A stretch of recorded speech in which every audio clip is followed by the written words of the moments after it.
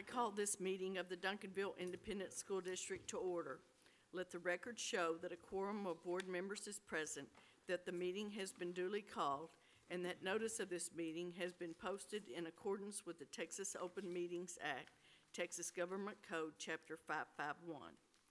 We will now take action for closed session. Do I have a motion regarding administrative appointment of Assistant Superintendent of Campus Support? So moved. Second. Cassandra, thank you.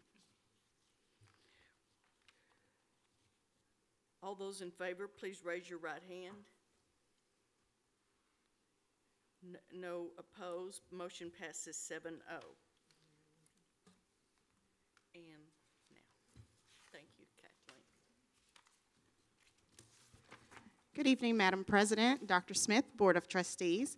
It is my pleasure to introduce you tonight to Mr. Joe Copeland. Mr. Copeland?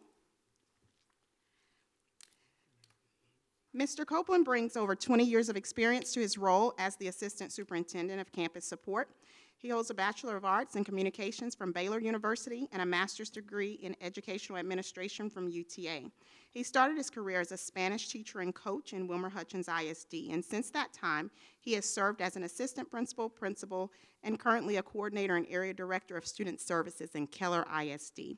We're excited to have Mr. Copeland to join the Duncanville team. Mr. Joseph Copeland.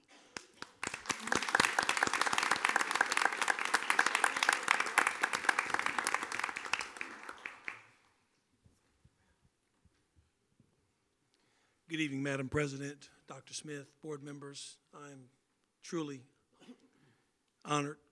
I'm thankful, grateful. My family is extremely excited to be joining the Duncanville team, the Duncanville community, and I could go on and on and on because my enthusiasm just exudes excitement, and I'm just ready to go. I'm ready to help children. I'm ready to help families and parents and just do what we do to just improve communities and what we do here in school. So I'm truly honored. I'm blessed, and I thank you so much for this opportunity. Thank you.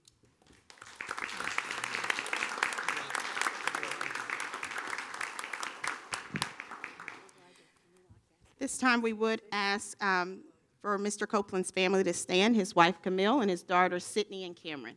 Thank you all.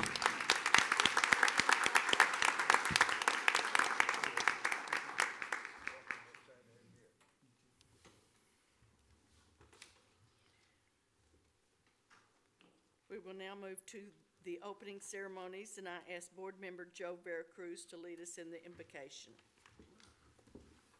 Please stand. Heavenly Father, we welcome Mr. Copeland and his family into our district, Lord, and pray a blessing over him and all that he's going to do for us, Lord. We thank you for just the stewardship that you've given us so far with everything we've received. I pray for our leadership team, Lord, our Board of Trustees, our superintendent.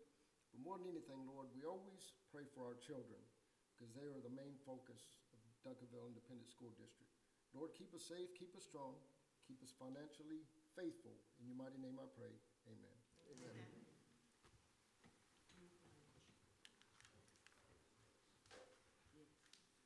Pledge allegiance to the flag of the United States of America and to the republic for which it stands, one nation, under God, indivisible, with liberty and justice for all.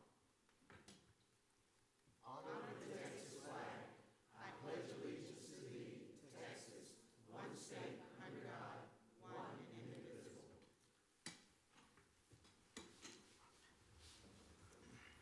We will now welcome Tiara Richard for recognitions.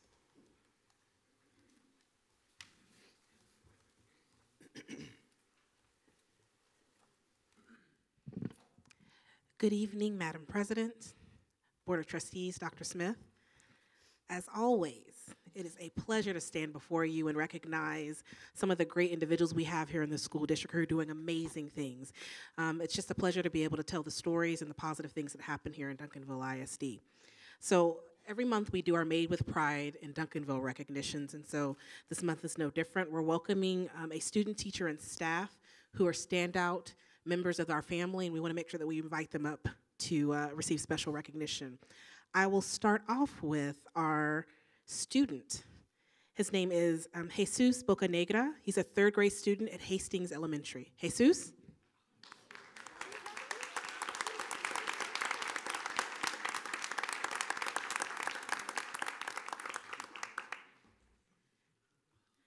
All right, so Jesus, as you can see, has a wonderful, wonderful smile. Not only that, Jesus is one of those kids who is a model student who demonstrates good character traits with everyone he encounters. He takes on leadership roles in the classroom and throughout the school as a whole. He's always respectful not only to adults, but to his fellow students. He's one of those kids that when he sees another student who's struggling, he goes up to them and he makes sure that they're taken care of. He takes that initiative on his own without any encouragement from others. And as you can see, as I said, he has the best smile and he does not stop smiling. And so we love that about Jesus, and we're really appreciative and thankful for all that he does at Hastings Elementary School and for the district. So Jesus is our Student of the Month, Made with Pride in Duncanville. Congratulations, Jesus.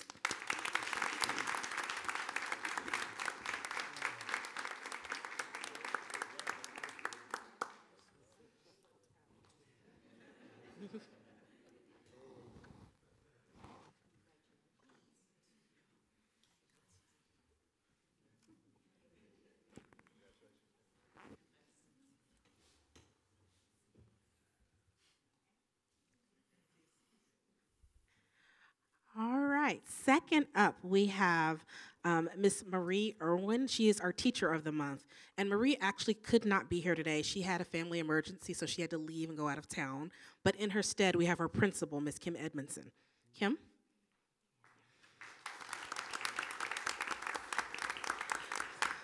So Miss Irwin is the Library Media Specialist at Daniel Intermediate School. So she took the initiative this year with the focus on balanced literacy and reading as a focus to collaborate with teachers to emphasize reading throughout the building each day. One project she initiated was the hashtag Daniel Reads program, and you may have seen this on social media. There are posters they've put about throughout the school, and they've posted on social media of teachers holding their favorite books or books they're reading now.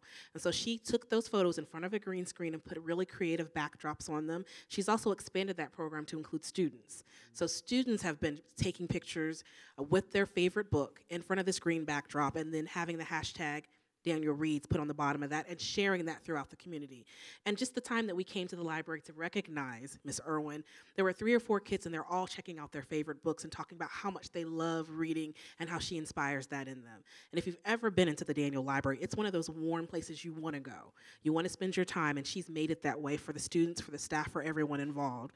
So we are proud to recognize Miss Marie Irwin as the Teacher of the Month, Made in Pride in Duncanville.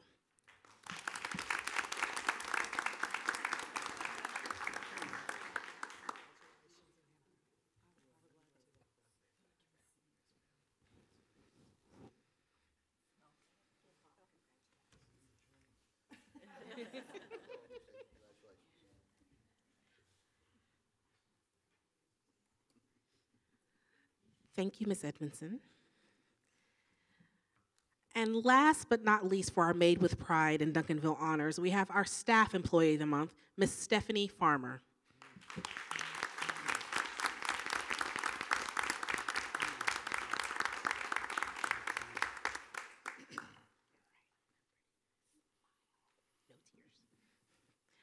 All right, so Ms. Stephanie Farmer, she is the Data Quality Specialist in the PEIMS department. Most people don't even know what the PEIMS department does. It's one of those departments that's sort of this mystery place, but we all need you, and we know that, but we don't know why exactly all the time. So, but she calmly and patiently explains it to each of us who don't get it. Stephanie is just dedicated to students, the community, all of our Duncanville staff. Her dedication is unparalleled. Our PEIMS department's gone through some changes over the last year or so, but Stephanie has been that standard that's been there, consistent, taking care of people, making sure things are getting done, that we're making deadlines, that we're getting everything we need accomplished for funding, for the processes, for the system, taking care of campuses. She is one of those people who goes above and beyond each day to ensure that the many needs that come to her attention are addressed with excellence. Not just addressed, but addressed with excellence. In the PEIMS department, she regularly fills the gap and serves as a mentor to others. She is extremely hard worker and leads by example. So with that, I am proud to recognize Ms. Stephanie Farmer as our Made with Pride in Duncanville Staff of the Month. Congratulations.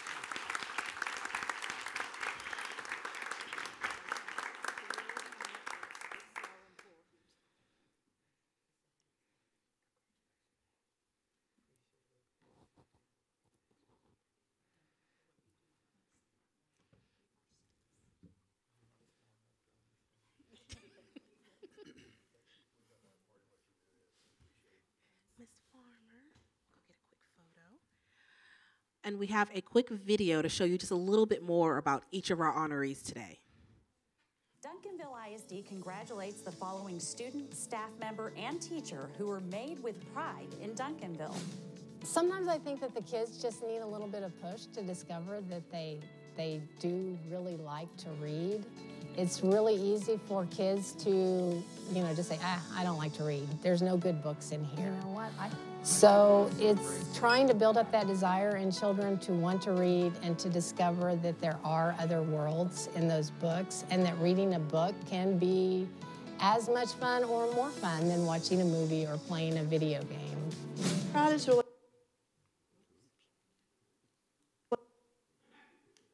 important to me. I think that you don't only represent your work and your work ethics, you also represent your family, your church, your God. Everything about you is a reputation, and at the end of the day, that's all you have. So I take great pride in what I do. I help people to learn by telling them the words that they didn't know. When they don't learn something, I told them how to do it, then they understand it. But like when they're sad, I go and tell them what's wrong. Yeah, and then they tell me, and then we fix it. These honorees truly are made with pride in Duncanville.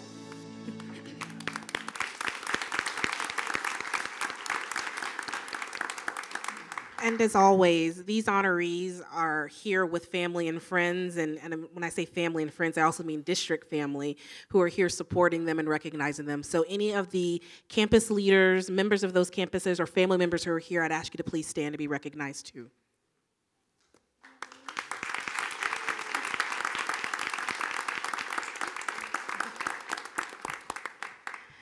Thank you. So up next, October 2nd was actually National Custodial Workers Day, and we have custodial workers throughout the district who do amazing work. They are those unsung heroes who work overnight to make sure that the schools are ready for kids the next day.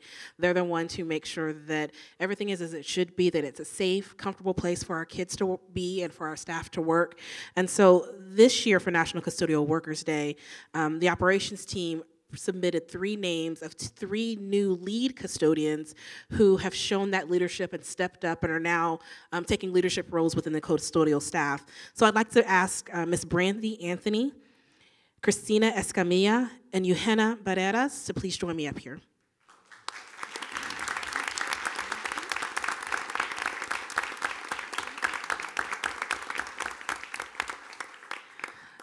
Just to give you a little insight into Brandy, Christina, and Eugenia. So Brandy is the new lead custodian at Reed Middle School. She provides outstanding customer service. That's customer service for our students, for the staff. Her mother's actually a retired custodian in Dallas ISD, so she understands the process. She knew what she was getting into, in other words, in committing to be a custodial worker here in the district. Every school she's at, you can tell it's her school because of the cleanliness, of just the quality of the work done at that school, and she is just a reliable employee. So Brandy, those are some of the things that supervisors had to say about you. And Cristina Escamilla, she's at Brandenburg Intermediate, and she is so good that she's had to be pulled. She's so good that they have taken the opportunity to put her at a few campuses that needed some support. So she wanted to make sure, the staff wanted to make sure that she was there, providing that same sort of outstanding customer service and dealing with customers and students and making sure they had everything they need, just really being an outstanding star, and Brandenburg is so lucky to have her. And then finally, Ms. Eugenia Barreras, she's at Central Elementary, And she is one of those people who just cares about kids. And just to give you a little bit of insight into that, on her breaks, she will help some of the students with their homework. So I've seen photos of her actually working in this cafeteria with students who needed a little help with their homework, and she's been sitting there helping students. So not only is she making sure they have a safe learning environment, she's helping them with their learning when she can and giving them additional support.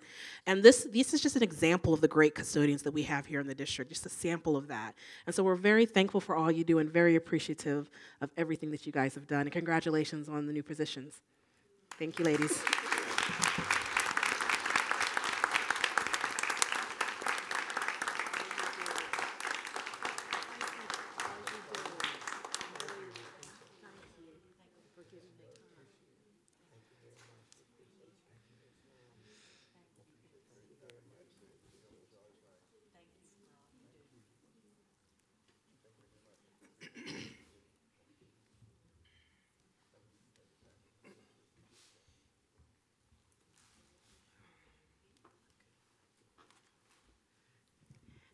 And again, I know October 2nd was National Custodial Day, but every day should be that day. So just take the time to recognize these individuals who do such great work throughout the district.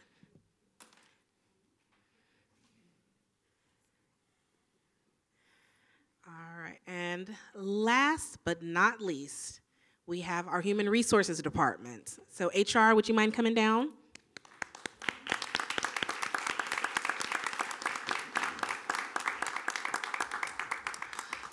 I'll say a few things about our Human Resources Department, but I want Kathleen Brown, the Assistant Superintendent of Personnel, to come up and introduce you to her team. I have the pleasure of sitting next to HR, my team and I do, so we hear a little bit of everything. But you would be amazed at the level of customer service they provide to everyone who comes to their cubicle. They walk away laughing, they feel like they've been heard. Human Resources, very much, some people think about taking care of the district, but in this department, it's so much about taking care of the people in the district. They look at the people first. And so that's the amazing work they do. But I want to let Kathleen introduce her team. Okay, and so I have the opportunity to work with this outstanding group of individuals. At the end, Melanie Taylor, she's our coordinator for personnel records. Next to her is, we call her the machine, Rosa Johnson, she's our position control coordinator. Noella Wavers, many of you have interacted with her before. She's our risk manager for the district. Everybody, when they fall, or she tells people to get off ladders, all that. She's the police. Next is Deborah. Deborah has been in the Human Resources Department longer than all of us. She's our Human Resources clerk. And Juan Zamora, he takes care of our auxiliary staff. He's our auxiliary specialist.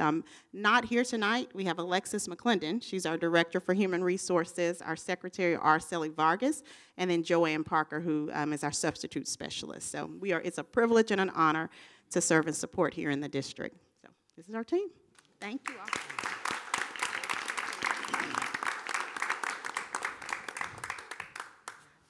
Thank you. And we'll have a quick photo with our Human Resources Department and our board president.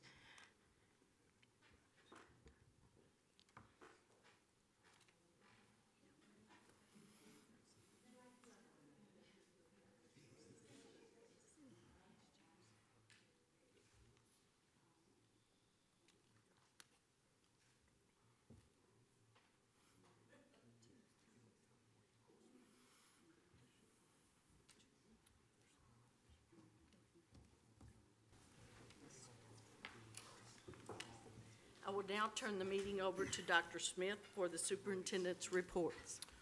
All right, thank you, Madam President. I am delighted to bring the following items to report on for this month. First, October is National Principals Month, and so we have done a lot of things to celebrate our principals on this month. We like to acknowledge the hard work and sacrifice and commitment that they make. Principals serve in a multitude of capacities: instructional leaders, counselors, social workers. They meet the needs of a lot of different people, not only on their staff, but in their communities, and obviously the students and parents that they work with. And so we just wanted to take some time this month to recognize the good work that our principals do. Also, excited to report on our National Hispanic Scholars. First, we want to recognize that this is Hispanic Heritage Month, and it is observed from September 15th through October 15th. And so as we close out the month of recognition, we'd like to highlight a few students. You may recall last spring there was an invitation to participate in the National Hispanic Recognition Program, and that was extended to students that scored in the top 2.5% among Latino and Hispanic PSAT test takers in our region. And so participating in the National Hispanic Recognition Program, it's completely free of charge. It enables students to highlight their outstanding educational achievements to top colleges and universities. And so this year we have 3 students from Duncanville High School that qualified for the 2018-19 school year: Gilberto Hernandez, Chase Anderson, and Jacob Hernandez. And so we want to celebrate them for their accomplishments and all the good things that they're going to be doing moving forward during the school year. Also want to report on the progress of our Duncanville ISD Police Department. You know, we are fast and furious at work and putting all the pieces together as we build our department. Pictured there, you see the badges of our officers. They've arrived, and we have received 3 police vehicles, still waiting on 1. And so the anticipated arrival of the uniforms and patches actually are on the 22nd. And so we are looking forward to making that transition from Mansfield to Duncanville, and we have targeted November 1st for that transition to take place. But definitely wanted to show you we are making a lot of progress in building all the key pieces to get our police department up and running. Also, we have some outstanding students that have done a lot of great work, community service work in the district. And so just momentarily, we're going to show a video of some students who have been highlighted recently. Acton Elementary, as you know, it opened in 1978, was named for Charles Acton, who was superintendent from 1945 to 1951. When Mr. Acton, who fell on his porch a year ago, this is the son of the former superintendent, they needed some help. And so their neighbor, which was a retired Duncanville ISD employee, called the high school construction teacher known as, to everyone, as Miss G. And so to ask if her students could help. And so the construction students who regularly take on community service projects got together. Mr. Acton said it doesn't surprise him that the students would do such a great thing. It's great to see. It's a great benefit from the students, and it's going to be great for us, but will also help those who come to see us. And so that's a quote from Mr. Acton. Got a lot of media coverage, and want to share this brief clip and just recognize and celebrate the students who participated in this great community service venture. So we can play the video. North Texas putting in some hard work to make life a little better for an older couple. Our Demond Fernandez has the story. On a quiet street in Duncanville, there's quite the buzz around Mona and Charles Acton's home. We're here to put a rail in for the Actons. A group of construction students from Duncanville High School showed up here working to make a difference around the senior couple's porch. We have struggled with these steps. The team calls themselves Panthers Under Construction. They brought in all the tools and supplies needed to build new railings for the Actons. I fell 2 times and got dizzy and fell backwards. A former teacher and neighbor told the teens and their construction teacher about safety challenges this couple, who's in their 80s, were having getting in and out of their home. One time I landed on the grass, the other time I hit the cement, and that's not any fun. That's not good. That's why the students say a service project like this is so important. The Actons told me prior to the students showing up, they hadn't had a railing at their home for about 2.5 years. They told me they would use these bricks on the side of their house just to brace themselves coming down the stairs. For these students, it's all about giving back. It just shows that, I guess not all kids are bad. And lending a hand of support to a couple of neighbors who've given so much to the district. I feel great trying to, help them be a lot safer when they're trying to get to their home. And outside of their house? They're just good boys, just good boys, and follow directions and have a smile on their face. And after a few hours' work, this home improvement project came with quite the history lesson from Mr. Acton, whose father used to be Duncanville superintendent. Thank you so much. Thank you so much. To the students, it's a small service project. For the Actons, it's a gesture making a major impact. Damon Fernandez, Channel 8 News. So we have,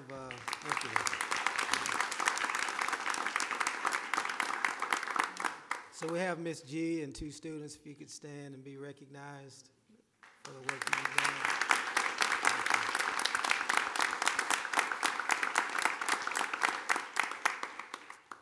Excellent. Well, I tell you, Miss G is all over the place. I got another report on Miss G. So career and technology education, Dallas Zoo and Bird Sanctuary awnings. So a team of all female construction, agriculture, and architecture students were involved and will be involved in a 10-week project geared toward building awnings for the exotic birds that are housed at the Dallas Zoo. On October 11th, 2018, the team presented their initial architectural drawings, measurements, specifications, and material list to the zookeepers, accountants, and the marketing team for the Dallas Zoo. So the students will construct the awnings on the campus of Duncanville High School. Upon completion, the students will go back to the zoo and make an install. Duncanville High School construction program will partner with DPR Construction's local DFW office. DPR Construction is a national technical builder that specializes in high complex and suitable projects. The construction will provide students with one-on-one mentoring and assistance with the construction of the awnings. So again, our students and Ms. G and the work that they're doing, making an impact on the community at large. So we appreciate them.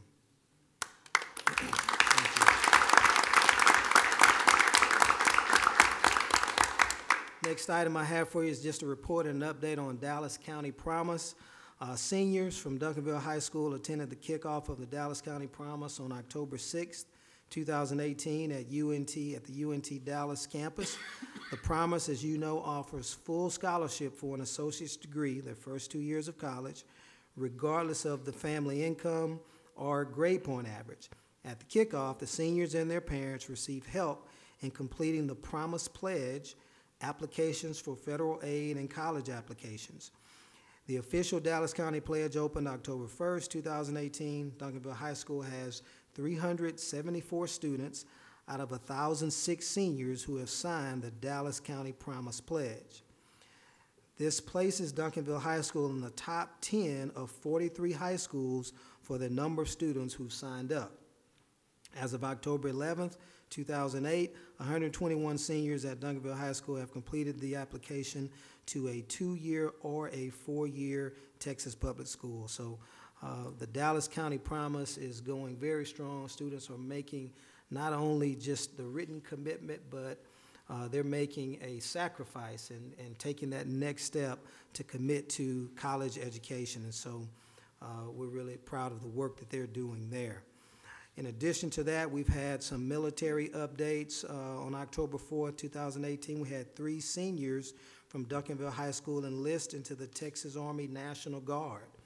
On October 3rd, Jaylene Garnesia, hope I pronounced that last name correctly. If I didn't, forgive me, enlisted into the U.S. Army as a 31B military police officer. She is the first senior to enlist from Duncanville High School this year.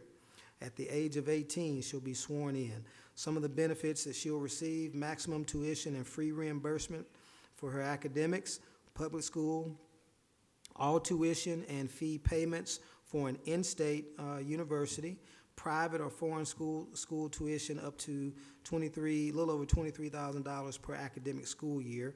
The Hazelwood Act of Texas benefit, which provides qualified veteran spouses and dependent children with an education benefit up to 150 hours of tuition exemption. And so she has a lot of plans, and I believe she's going to be a very accomplished young lady as she moves forward. The last item that I have for you this evening is just an update on our FAFSA applications. As you know, Board, we have been really focused this year on our college and career readiness, military readiness. So I want to share just an update. We had our FAFSA applications that opened up for the fall of 2019 college admissions. It opened up on October 1st. The first round of FAFSA updates will be provided to each of the institutions by Friday, October 19th. We've done a number of financial aid workshops. They're being held weekly after school at Duncanville High School to help students complete the FAFSA information, as well as the Promise Pledge applications. The workshops are open to DHS and PAY students, and we are providing childcare during the workshop hours on the 13th and 19th so that we can remove that barrier for many parents and students needing that, and so they can make their way to take advantage of the opportunities that we are providing for them. Those are the reports that I have for you on this evening. Thank you very much. Next is a presentation from our Education Foundation, presented by Debbie Lively.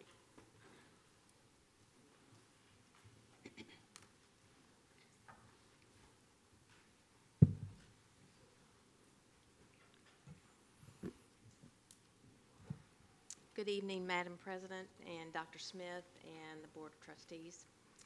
I'd just like to report on a couple of events involving the foundation. As most of you know, we had the Heart of Duncanville 5K on Saturday, and the weather was slightly better than it was today. It was a little warmer, but it was pretty miserable. But we had really an amazing crowd. We had over 1,000 register for the 5K, and honestly, that's the most important part because that's the fundraising element of the race. But we ended up having, I think, between 500 and 600 people run the 1 mile, which was at 8 o'clock. They got that through, although if I'd been running the 1 mile, I would have been going, after the 5K had started and would have gotten rained on. But the 5K started at 8:30. I think the rain started at 8:45. Even despite the rain, I think the winner ran under 17 minutes, which is amazing. So 5:24 average mile, which is amazing in that weather. But it was a wonderful day. I would like to thank, first of all, Casey Cheshire, who was he's the race director, and he has it down to a science, but he's very generous with his time. Also, of course, Ben Franklin and Dan and Janice Jesperson, very generous, and Sandra Cheshire helped to get a lot of the sponsors. This year, because of the inclement weather, Ben Franklin allowed everything to come inside. So we had all the food pre-race and post-race. And, the volunteers were a little worried about having everybody come into the shop. But it was unbelievable. The racers who had just, gone out and they were just soaked. They were worried about getting the floor wet, and they were just really, really nice folks.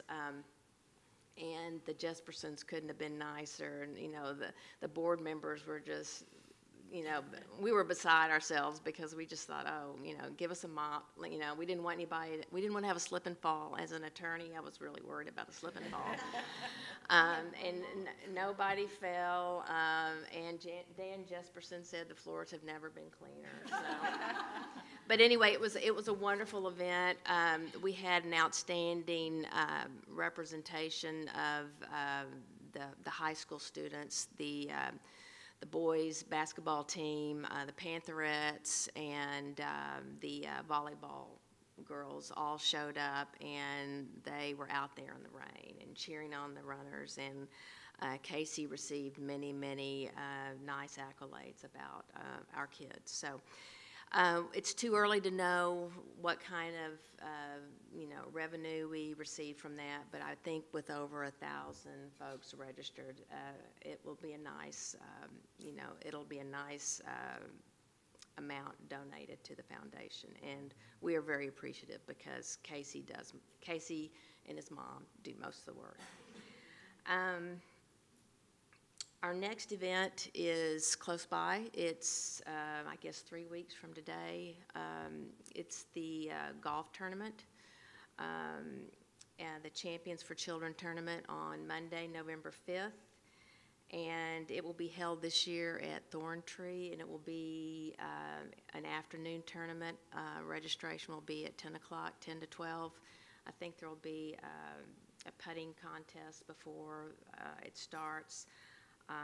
It'll be a shotgun tournament. Awards will be late afternoon with a dinner. And we're excited to have it at a new venue.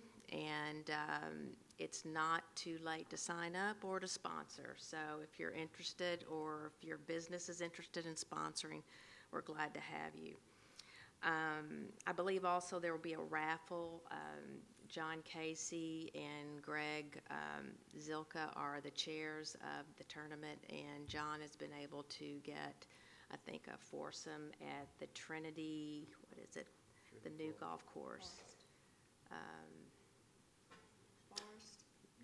The Trinity Forest, yes. They've got a foursome that's going to be raffled off. It's a $1,000 package, I think. So that's nice for everybody. One last bit of news is last time I was here, I was announcing that we were excited about a new executive director. Unfortunately, our executive director had to resign because of family concerns, so we have started over. But we have, I think, nearly 80 resumes that we've received. We have a new search committee, so we have started that process again. And hopefully, within, the next couple months, we'll have a replacement for her. Our last meeting for the foundation will be on October 23rd, and that will be the last one for the year, and then we'll have the first one in 2019. It will be probably the last week in January. Before I sit down, do you folks have any questions? No questions. Thank you very much, Debbie. Well, appreciate you. And thank you all for your support. I saw many of you on Saturday, or those of you that helped with the registration and check-in in advance. So thanks very much. Thank you very much. We will now move to the consent agenda. Do I have a motion?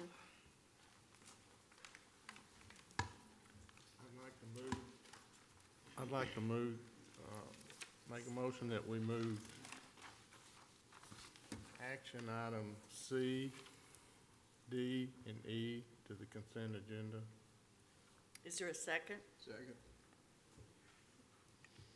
Phil McNeely made the motion to have items C, D, and E under number 6 moved to the consent agenda, and Board Member Tom seconded the motion.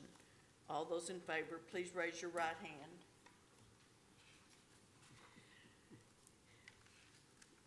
No opposed, so the motion passes 7-0. Do I have a motion to approve the consent agenda as amended? So moved. Second.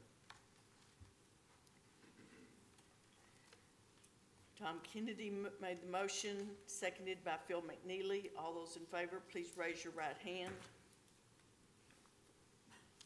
No opposed, so the motion passes 7-0. So,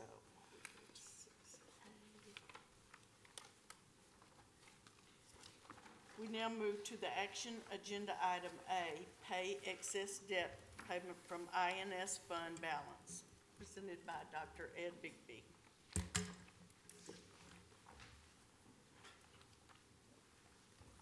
Good evening. I think I've got one slide back there. Well, two. There's a cover slide. That doesn't count. Whoop. As you know, when you approved the budget that's column, or item A there. Our tax revenue, or projected tax revenue, and the state funding together came up to about $100 million. Our budget was 108, but that's additional things to those two items. Since the TRE passed, then you can see what those totals changed to. Our tax collections will go to around $51,000 in the M&O side. State funding will go to about 58, or a total of $109 million, as compared back to the $100 million that we had in item A. You'll also remember when you dropped the tax rate for the INS to 35 cents, it wasn't going to be enough to pay the debt. So in order to pay the debt, we had talked about pulling $3.3 million out of the additional M&O to pay the total of the debt. That's how it was going to be paid, which left us about $6.5 million. These numbers are a little different than what you initially talked about, because we based all of those off of last year's numbers. These are based off of the current appraised values that we have. And if you remember, we budgeted off a 9.5% gain, and we actually got a 10.5. So these are actually still a little bit conservative.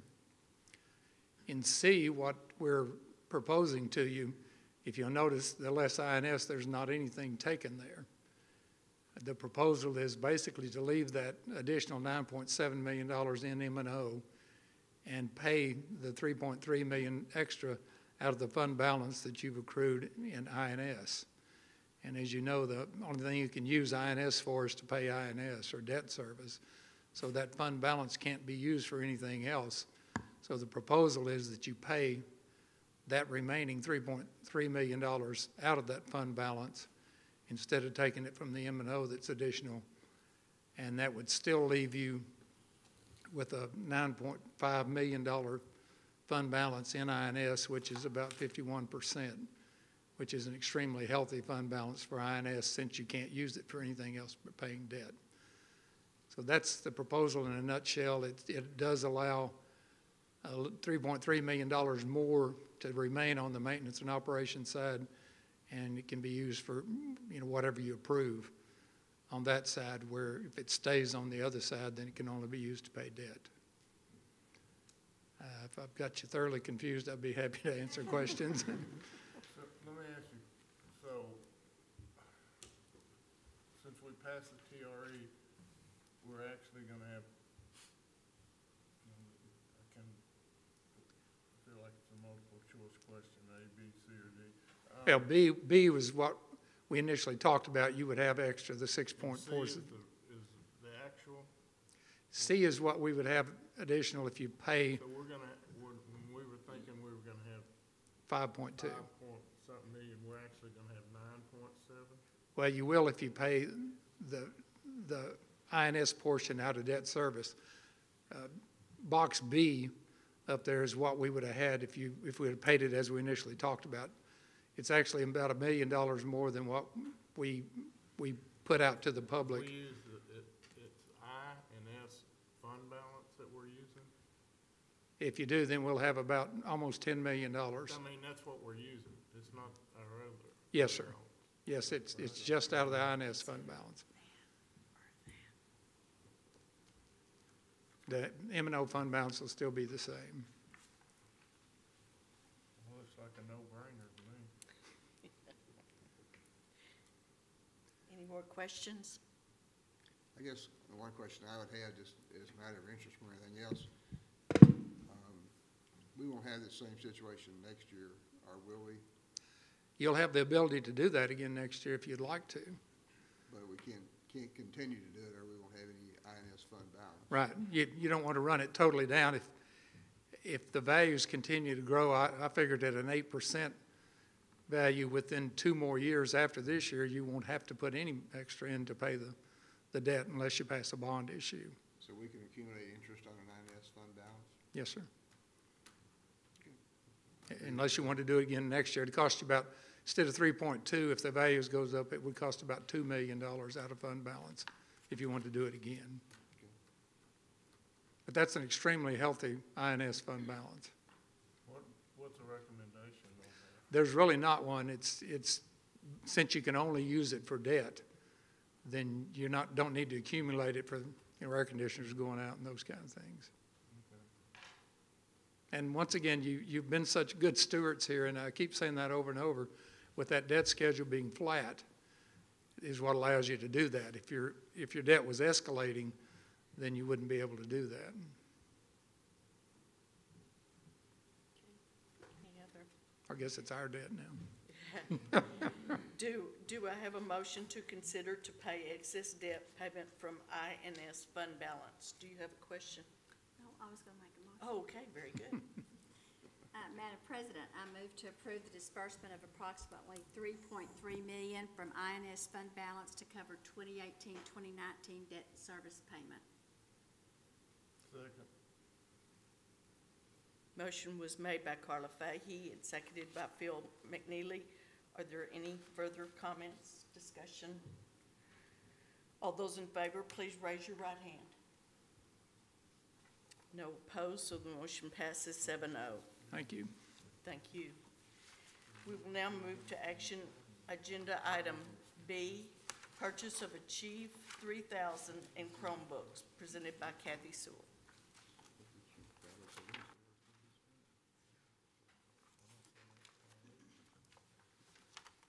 Good evening, Madam President, Dr. Smith, members of the board. Thank you for entertaining and considering this action agenda item. I'm here to present to you a request for your consideration to purchase Achieve 3000. Achieve 3000 is a software-based and research-based blended instructional software program. It operates basically on the premise that teachers are trained and students are trained to go through a 5-step literacy process. And what that literacy process entails is discussion, which is like pre-reading, reading, then collaborating with the reading, citing evidence, and then having stretch articles and thought questions for writing. And so this program is all-encompassing with reading and writing combined. Moreover, it also uses nonfiction text, which is a lot of what our students need for their reading skills on the STAR test. The other thing that I wanted to mention about this is it's really exciting because of the cross-curricular nature that students can use the nonfiction text. It's exciting that they can put writing as part of their response to reading, and that this can all be blended in the classroom environment. So I'm bringing this proposal to you all today. We have already looked at implementing this at our high school level because our high school doesn't have anything to measure Lexile levels. And the 9 elementary schools, we're requesting permission for them to come on board to use this to increase literacy across pre-K through 4th grade. The other part of the action agenda item is to purchase Chromebooks in order to be able to use more technology to increase more usage of another literacy-based program. And so the 9 schools we're proposing that they get a Chromebook set and 36 Chromebooks, a cart and 36 Chromebooks. And then our 3 IR schools will pay for an additional Chromebook cart and sets of Chromebooks with their federal school improvement grant money. And so I'd be happy to answer any questions that you have or any entertain any other issues or questions. Yes, sir. You said that the IR schools will be given money to purchase an additional Chromebook cart? Yes, sir. Does that mean more than one Chromebook, or does that just mean a cart that has a number of other things with it along with the computer? Okay, great question. So in this proposal, we're going to look at one cart, and in that cart, it charges 36 Chromebooks. And so the IR schools will get their cart, and then they'll get an additional cart with their school improvement grant funds. So they'll have 72? Yes, sir. Mm-hmm. Cool. What grade level do you see? All the way? Yes, it's available for all grade levels. We're asking for this for pre-K 4. So all of our 9 elementary schools will be working with and implementing this as a uniform strategy to increase literacy. You've got just like 36 at not the IR schools. Who sets the schedule? Who can use them and who Okay, that is a great question. In fact, I know. Absolutely. What we've done as a part of the proposal process, to answer the great question, is our principals have been meeting with the representatives from Achieve 3000. They're here this evening with Mr. Nix and Dr. Lamb regarding their master schedules, their intervention time periods, how the program would be used in small groups in the classrooms. And so each school has a little bit of a different schedule in terms of when they do intervention or what time period that is, but they all have blocks and they all have the time. And so we've got copies of their initial proposals for their intervention schedules, and so we can look at those and provide those to you, but they're all kind of individualized right now at this point. Great answer, great answer. I'm so glad I got a great answer, yes, sir. Any other questions, comments? And they're all going to be, it's mostly going to be used, like the reading labs and stuff are going to be using this, right? Isn't that where?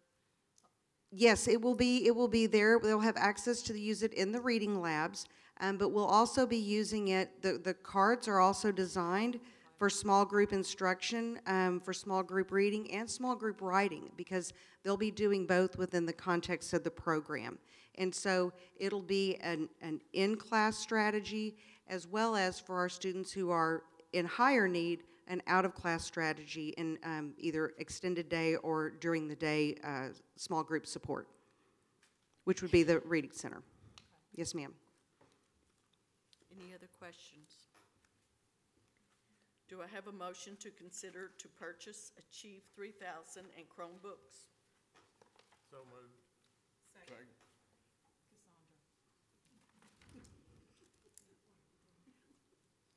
Thank you.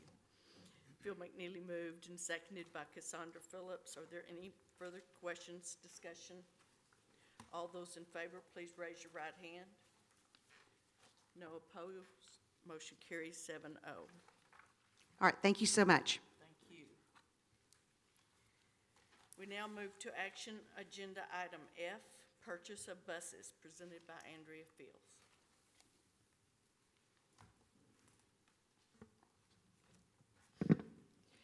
Good evening, Madam President, board members, and Dr. Smith. It is my pleasure to stand before you seeking your approval of the purchase of 14 buses for the district. And you have in your board book quite a few documents, and I would like to at least review what you have in front of you so that I will be able to refer to those during my presentation. Of course, you have your executive summary, the fleet overview. You have the price sheet followed by 3 pictures, which I will display on the screens here shortly. And finally, you have 3 sizable quote packets with all the bus specifications for.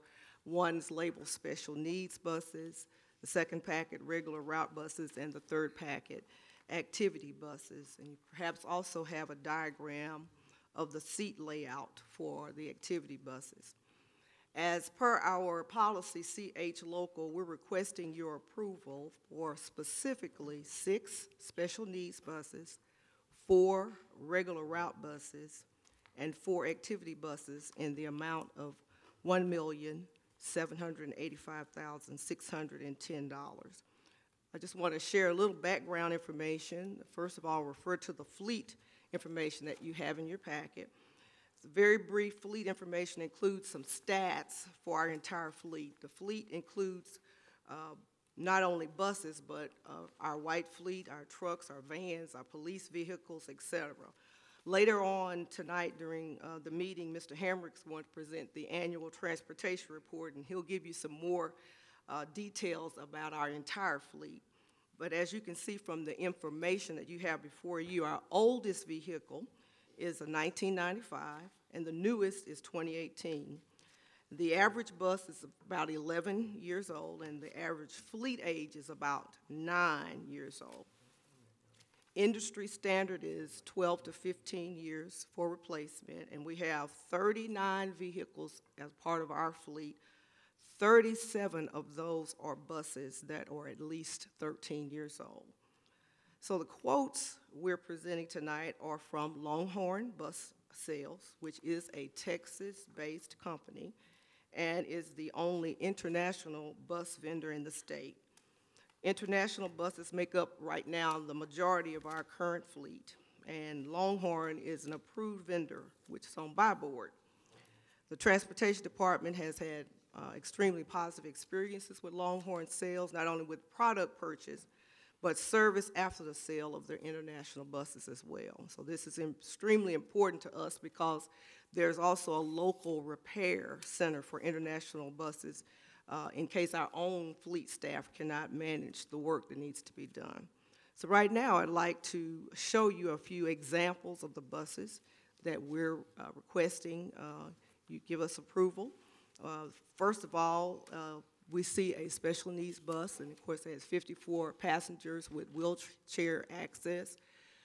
You see the seating there within the bus.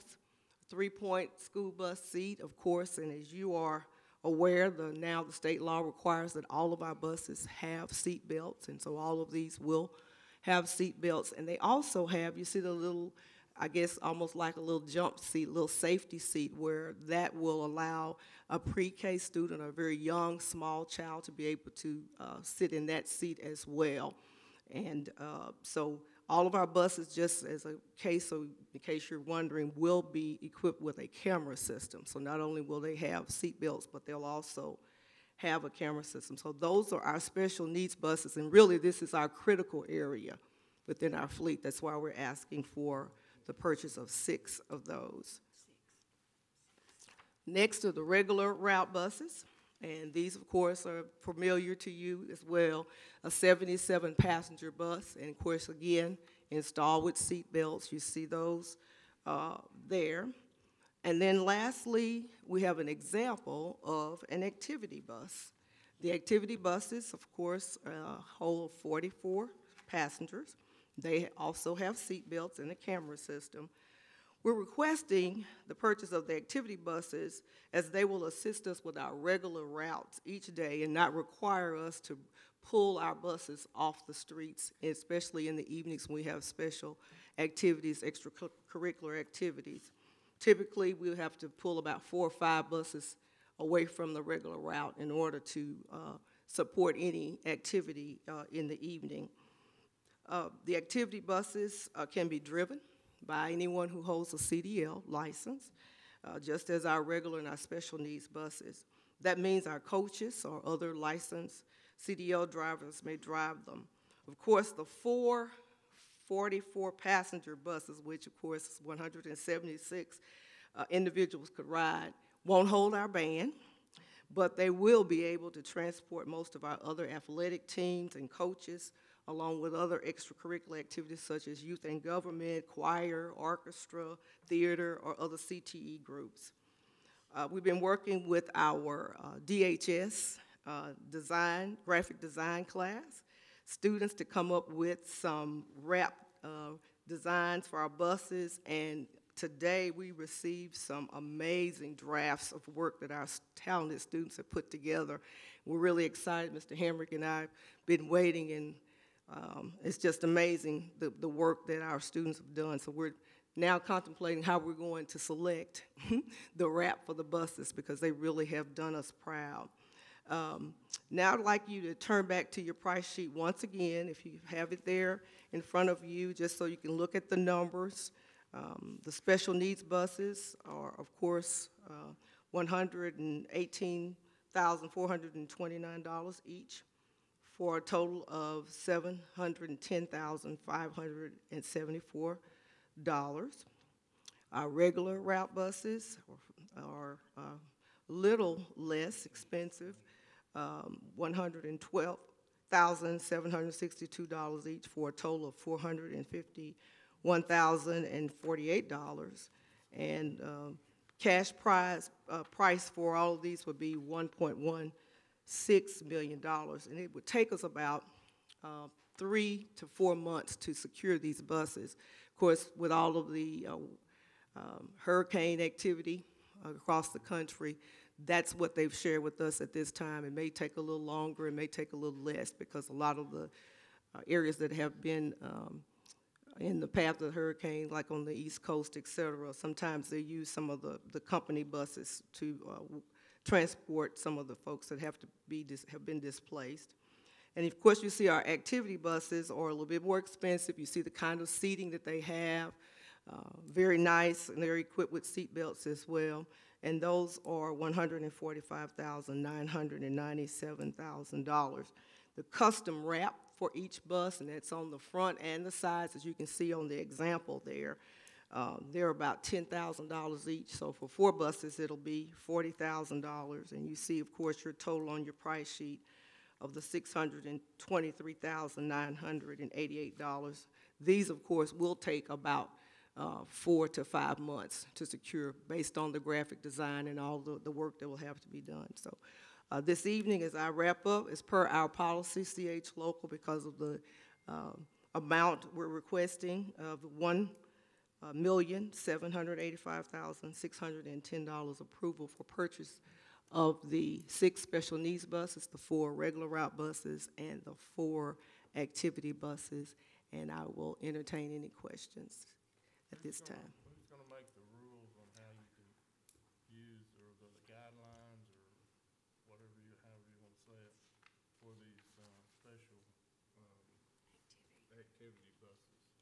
The activity buses, and we've talked a little bit about this, Mr. McNeely, they will be housed at the Transportation Department, and even now when we have individuals going on trips, we have someone who works through that with a process, reserving the bus as they would here.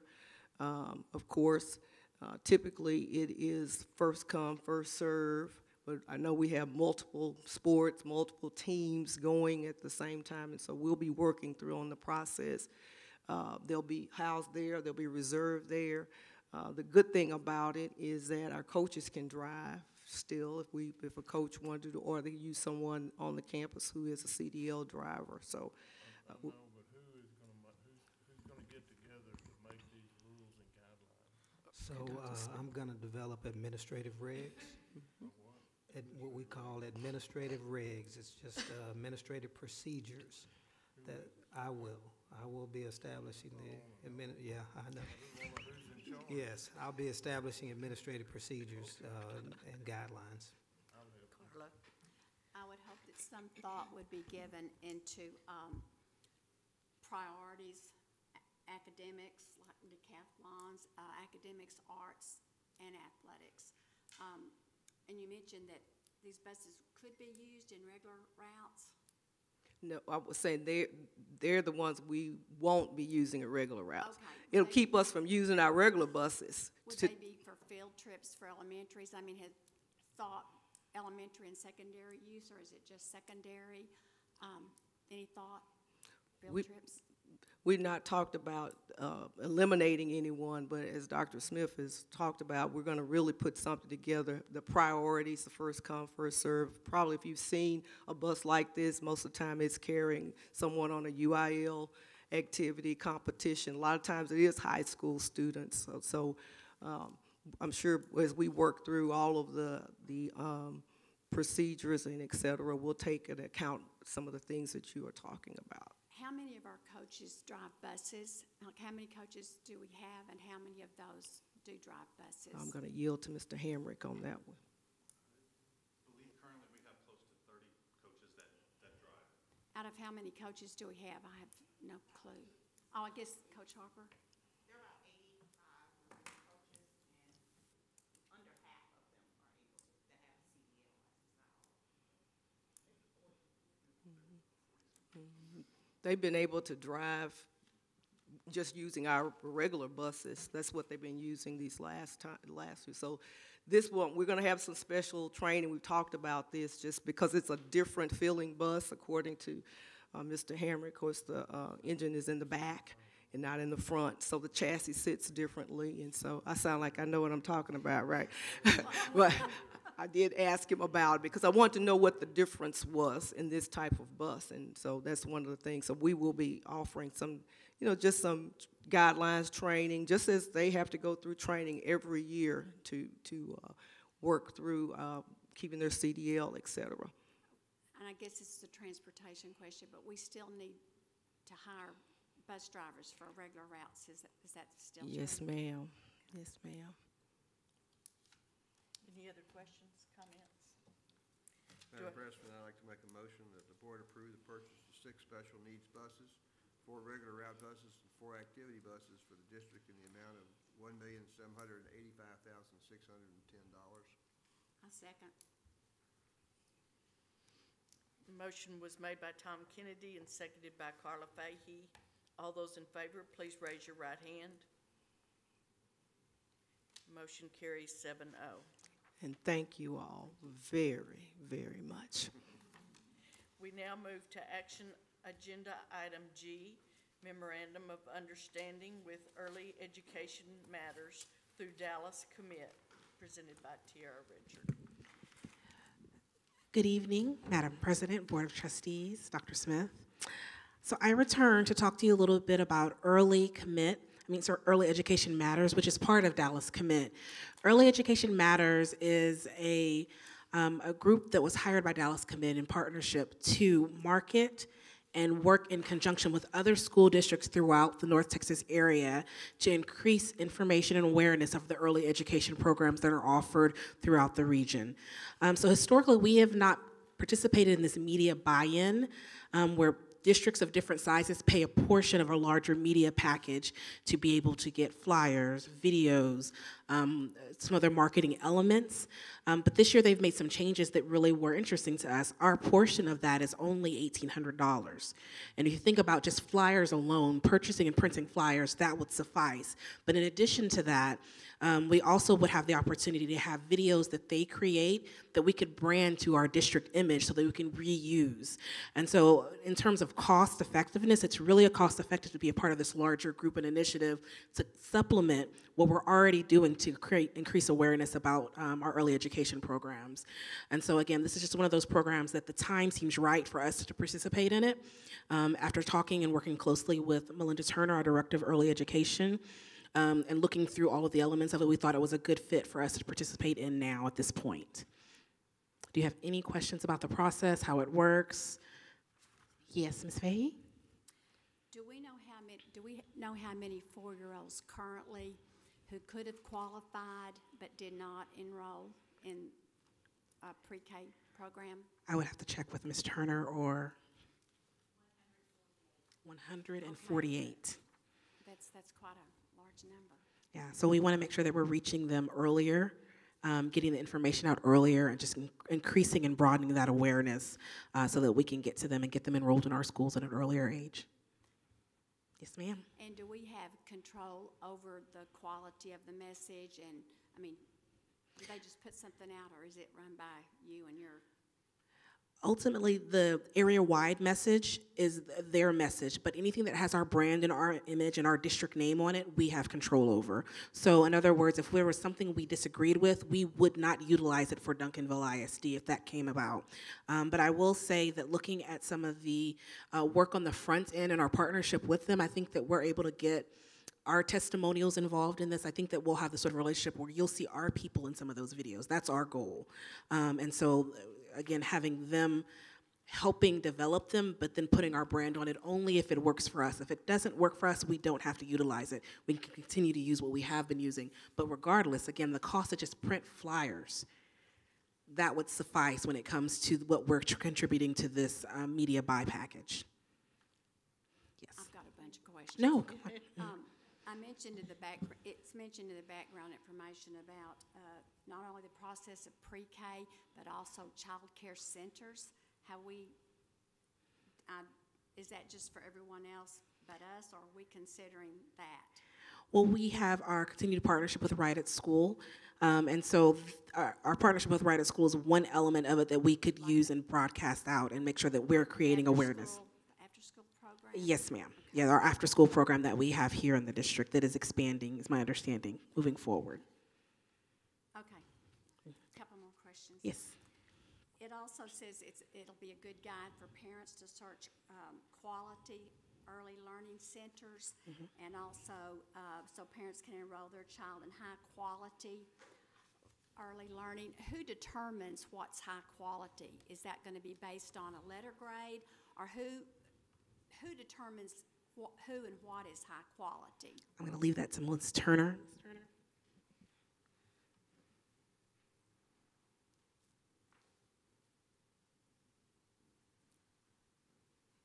Okay, so that is a great question. So TEA has given a list of defining criteria to determine what a high-quality pre-K classroom should look like within a school district. So those components include having a curriculum that's approved by the commissioner, which we use. Another is making sure that we have a family engagement plan, and we also have that in place. One of the other components is making sure that every single pre-K teacher participates in at least 30 hours of professional development each year. Half of those have to be 15 hours one-to-one instructional coaching, which our teachers participate in also. High quality also means that our classroom limit size should not exceed 22 students to 2, which is our teacher and our paraprofessional. And then also included that is making sure that we have a well-defined pre-K roundup plan to go ahead and enroll new students in our program.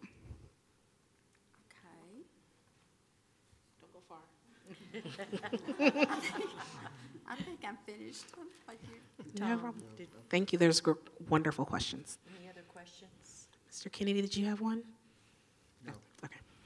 Okay, do I have a motion to consider approval of memorandum of understanding with Early Education Matters through Dallas Commit?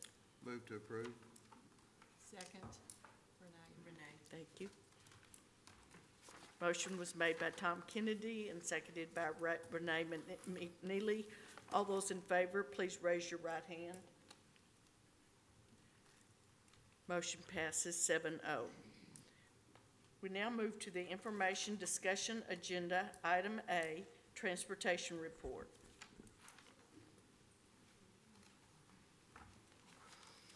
And it's my pleasure to present Mr. Brad Hamrick, who's our Director of Transportation, to present the report this evening.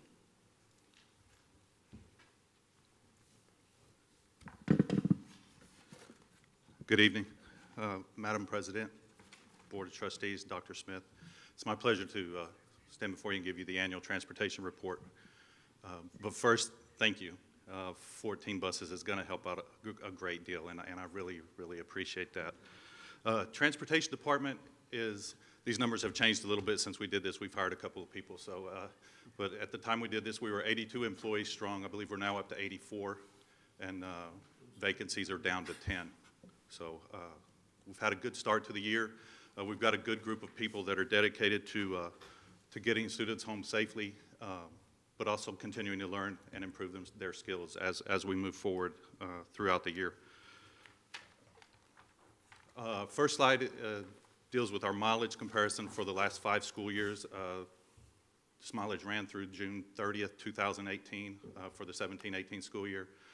The blue regular routes, our mileage is up over last year. That's mainly due to the location of our homeless students that we go out and pick up and bring back into the district. Red is special needs. As we'll see on the next slide, we've had a few more students enrolled in special needs. But more importantly is it's a relationship of where those students live versus the campus that that offers the program that relates to their specific needs. So it just depends on home to school travel distance. So green, career technology, that mileage is down significantly. That's mainly due to a change in the way and the mileage that the state lets us claim. In the past, we had claimed some field trip mileage and some other things that were associated with career and technology. They've narrowed that gap or that definition quite extensively, and it deals specifically with intern runs that are directly related to the classroom. So that's why that mileage is down to just under 21,000 miles for last school year. Athletic field trips, as indicated by the yellow bar, that mileage is up slightly, and with winning teams, we travel more. So that's a number that we like to see go up.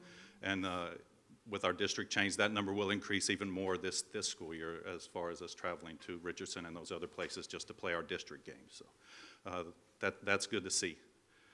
Campus field trips, as indicated by the purple graph, is down over last year, and that's mainly due just to a decrease in the number of field trips that those campuses are taking.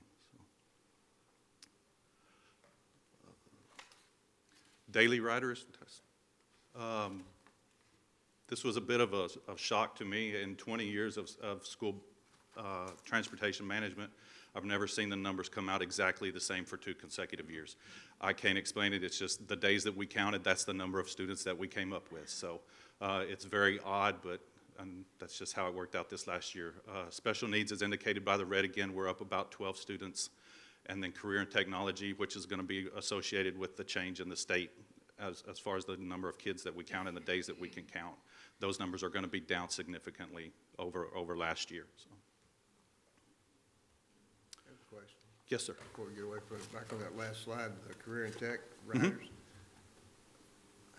why would they be differentiated other than just a regular rider? For a daily rider, it says morning and afternoon. The state actually reimburses us for career and technology transportation because we transport them to hospitals and places of business where they go to work to learn their trade. So we get credit, we get reimbursed for the state for that. So that's why we're allowed to separate those off. They're counted as the daily riders too if they ride the bus to and from school, but we're also allowed to count them and get credit for them if they go to intern runs and those kind of things. When you say can count them, does that mean that there could be more, but it comes from another budget? More trips? Yes, there could, yeah, they do continue to go on field trips. But it many. doesn't count towards our funding that the state gives us back, and that's what these numbers come from. Okay, this is the funding from state. From TEA, yes, ma'am. Okay. Okay. Okay. Accidents, don't panic. There's been the number is up significantly. That's due to a change in definition and how I define an accident versus how the previous administration defined an accident. Previously, we had to reach a certain dollar amount before it was considered an accident. I believe that dollar amount was $500, so if it stayed under $500, it wasn't considered an accident, it was considered an incident. For me, accident's an accident. If we're driving down a street and a low-hanging tree damages a light lens or something like that, to me that's an accident because that's something we should be paying attention to. So that number is inflated, but I will say this, that 10 of those 22 accidents are those minor, what would have been an incident last year, where it's a clearance light or a tire that got rubbed on a curb or something, or damaged on a curb, or one of those minor bump, if we back into a pole and there's no damage to anything in the past, that wasn't considered an accident. That is now considered an accident going forward.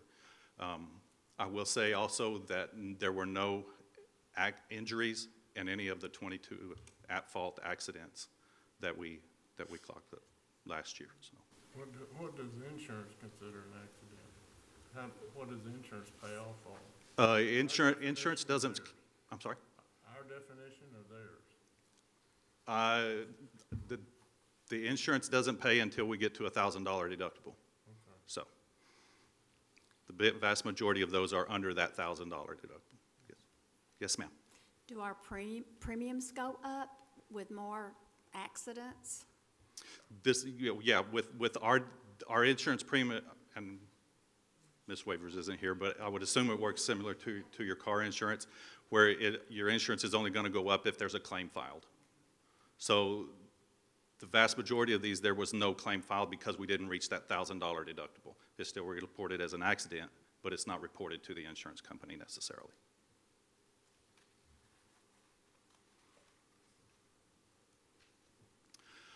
What are we doing about the accidents?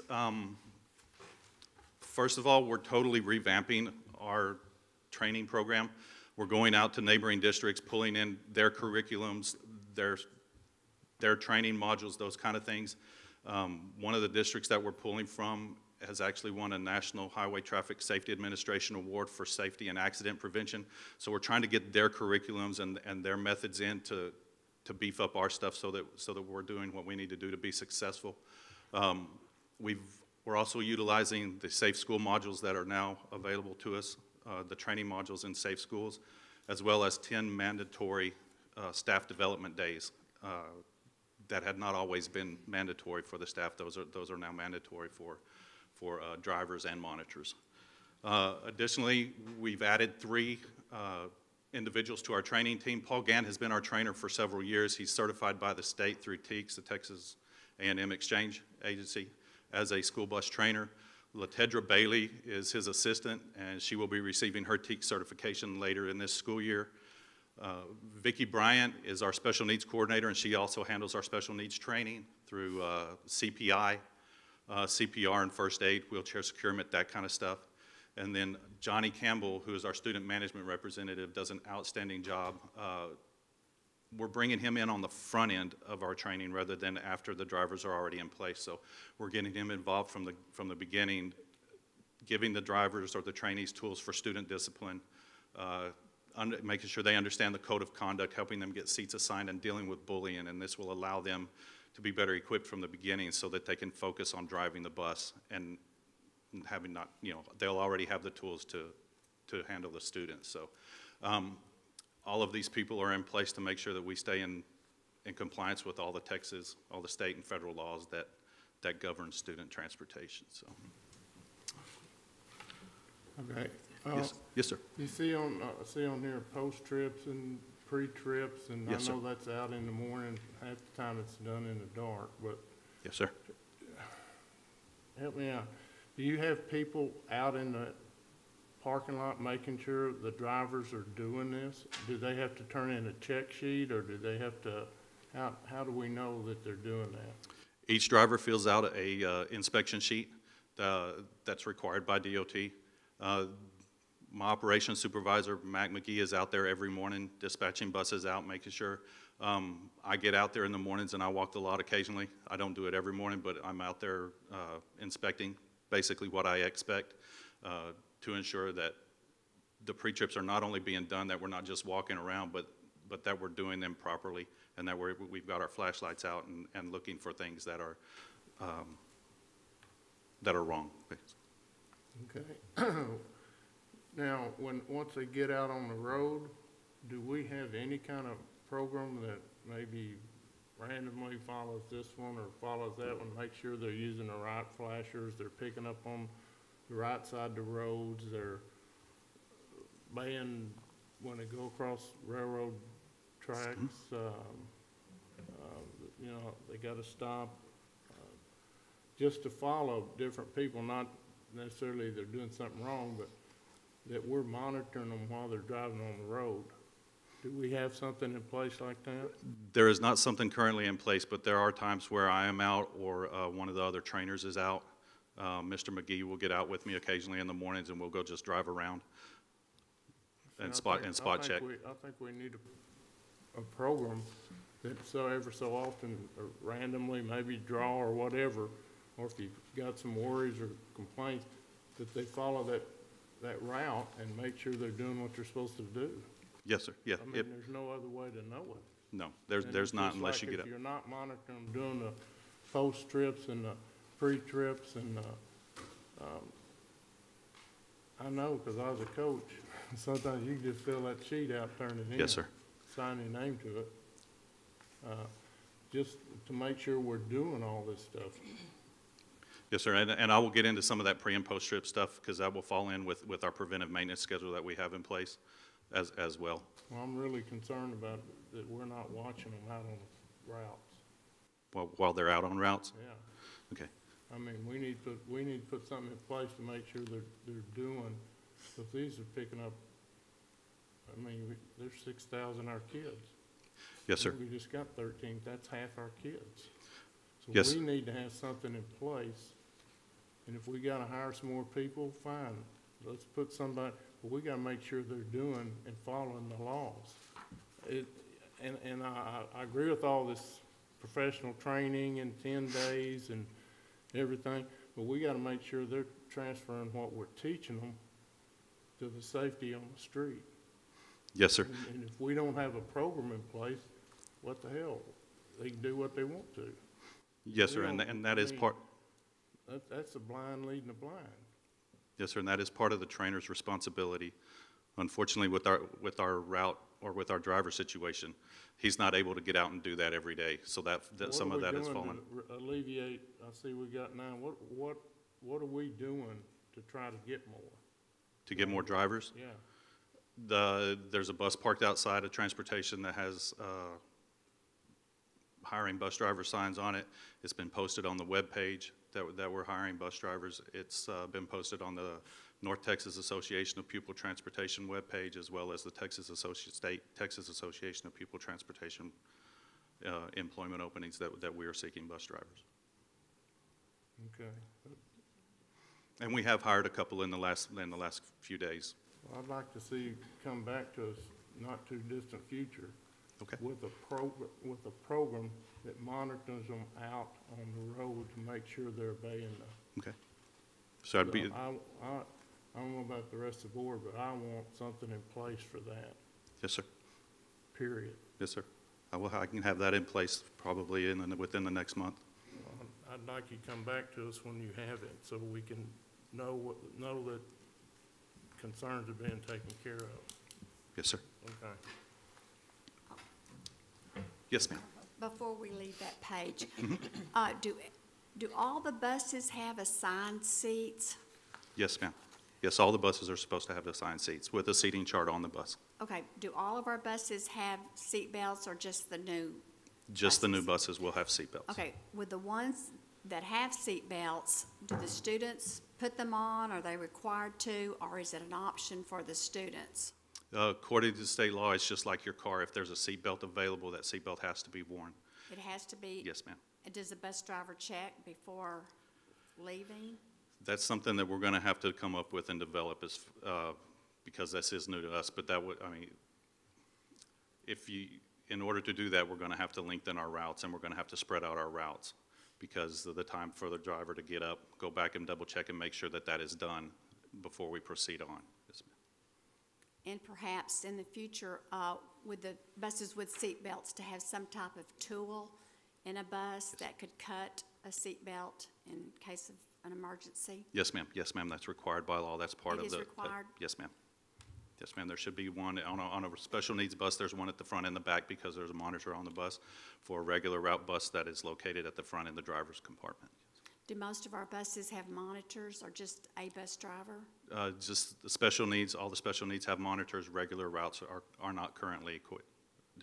Not currently have monitors on them. Do all the cameras work? I know we have cameras, but do all of them work? Yeah, I'm going to say yes, and I can say that because they're all checked monthly. Any that are found defective at that time are repaired or replaced. Yes, ma'am. Okay,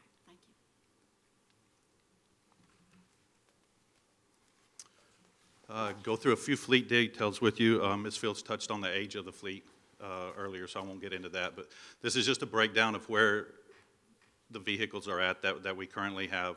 We currently have 46 regular route buses, 25 special needs buses, and 63 of those are equipped with cameras, and that number is 63 because 8 of those are out of service. They've been deadlined and are no longer used on route.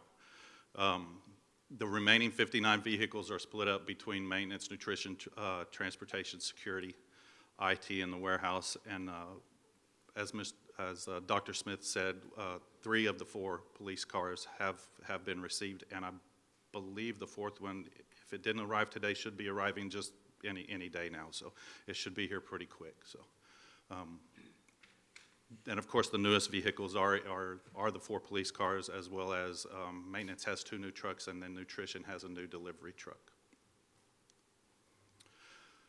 Yes, ma'am. Has any thought been given to the wraps with our brand as far as the police cars and the activity buses? Like, as far as making them look similar? That's Duncanville, you know, our brand of the. Yes, yeah. Yeah, our logo will be placed on there somewhere. I didn't know if the students had that information before they did their Yeah, designs. they've done a lot of really cool things, and it's really exciting, but it's nothing that we can't incorporate the district brand into. So. Okay. Yes, One ma'am. more question. The 8 non-usable buses, will they be put in the next auction, or how do I can say yes now. Okay. Yes, Okay. yes, ma'am. Yes. Yeah. We will bring that to you for your Okay. approval. But yes, ma'am, that is our intent. Preventive maintenance, when I started in October of 2014, there was basically no preventive maintenance schedule in place at all. I mean, as far as having an idea of when the buses were to be serviced. So that's one of the first things I did back in 2014 was implemented a six-step preventive maintenance program. We'll just run through these real quick. The A is the PM inspection is done by the drivers daily. That's their pre-trip and post-trip. And then the B, C, we'll go over to the next, D and E are all inspections. They're scheduled in every 6,000 miles, and those buses come in, and by the time we get to an E inspection, that also includes a D, a C, and a B inspection. So by the time we get to an E inspection, we're spending 18 to 20 hours on a bus going through everything. The wheels come off, hoses are replaced, all the fluids are changed. If it's got an hydraulic brake fluid service and flush, all those things are done, and that's done at around 72,000 miles. And that's what we've done. That's what we implemented to try to make the fleet last as long as we could. Unfortunately, we can't go back and undo the damage that's already done, but we're just doing our best to try to prevent it. And then, of course, we have our F inspection, which is the annual state or DOT inspection that's required by the state for our registration. Are you kidding? We didn't have anything like this? There was nothing in writing, no, sir, not when I started in 2014. That's sad. Currently, we have 4 mechanics on staff that are completing or working towards or will be completing their Texas Association of School Bus Technicians certifications. Don Gadberry is our fleet manager. David Cyril and Broderick Rambo are the AM and PM shop foreman, and then Jose is our PM or evening shift mechanic.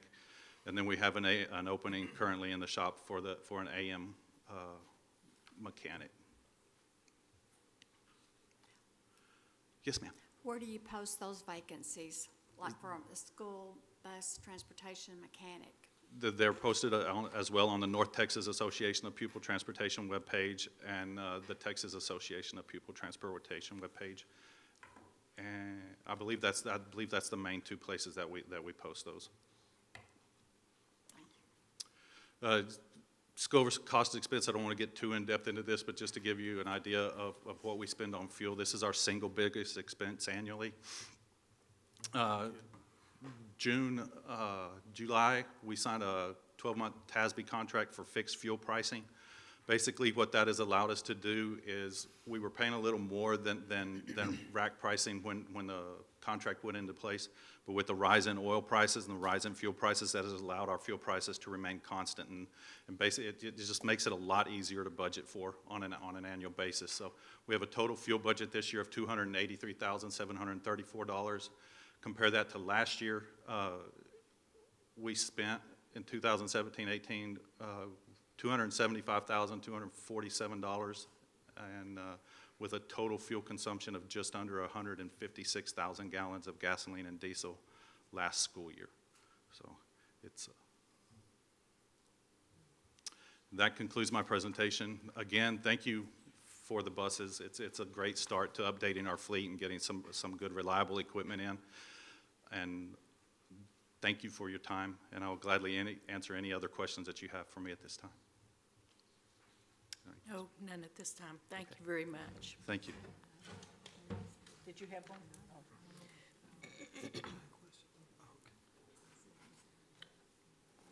We now move to information discussion, agenda item B, strategic goal number 1, focus on student success update.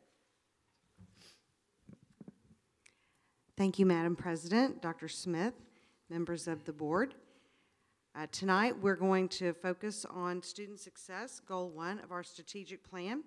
And just as a reminder, very quickly, our 4 objectives that are published as part of this strategic plan are that students will meet or exceed grade level expectations, students will be prepared for post-secondary college or career, teachers will engage every student in meaningful learning experiences through a written to line and comprehensive curriculum, and students will possess the necessary skills to be productive citizens of a global society. So in following that suit, my presentation is going to highlight, there's so many things that we're doing, but to condense that into a board presentation, I want to be mindful of the time, but I also want to celebrate a lot of what we're doing that really responds to our goal 1. The first thing we had, the first slide, is the TEKS resource system, and this is not new. This is something that the school district has been implementing. However, what we've implemented this year that is new is an increased focus on training. We have TEKS resource systems trainers. They were out at the high school today. They've been in other schools previously. They've been with our district staff. They're going to be at Kennemer on Monday. So we are full throttle giving teachers the best and the most often training that we can in order for them to study their TEKS, to go through this system, to be able to plan their units of study as a collective body, grade level, or department. So we're very excited about the increase that we've seen in this area. I want to thank Ms. Goodman and Dr. Martinez. They've really worked very hard at utilizing our Region 10 Service Center and our existing staff. Our pacing guides, those we have had, they are updated and revised, and everyone is really enjoying learning about how to use the pacing guides with their lesson planning. The last thing that you'll see are the TEKS guides. As a result of our planning and our training with Region 10, we discovered a new tool that's out on the marketplace, and it's called the TEKS guides. And Region 13, which is out of Austin, has developed these tools, and I mean, it is like the bundt cake of TEKS resource system. I mean, it's sweet, it's wonderful, it's the best flavor ever. It is every example of every problem that a teacher needs, so the teacher doesn't have to go to YouTube or to Pinterest or to Teachers Tools for Teachers and scatter about. They're going to have this guide. We just purchased it, so it's coming probably in the next week. But they're going to have this all together, speaking the same language, looking at the same examples, and really supporting each other. There's a partnership with the TEKS Guide and Discovery Learning for them to even have videos. So it's very, very exciting. The next thing, teacher specialists. We have discussed the teacher specialists in our previous board meetings. And what I'd like to do is just highlight the reorganization of this. A couple of things that I wanted to focus on that are different than what we mentioned in our previous board meetings is the streamlined training. Our teacher specialists this year are going to instructional coaching training. They are studying Gym Night. We have a revised teacher specialist manual that is very clear with expectations for administrators, teachers, and teacher specialists. Our teacher specialists are also engaging in Lead Forward, which is a state-recognized training module for pedagogy and data analysis. And we're increasing the connection of our special programs, coordinators and specialists, with our content coordinators and our teacher specialists. So Ms. Goodman has been leading this effort, and it is really allowing those conversations from all specialists to fill our teacher specialists and our schools with a greater capacity. So since we've talked about the redesign, we've been continuing to implement, so I wanted to share some of those highlights with you all of what we've been doing with our teacher specialists. Wait, I got some more great questions for you. Yes, yes, sir. How many of these teaching specialists do we have? Do we have? Yeah, how many we have? 13.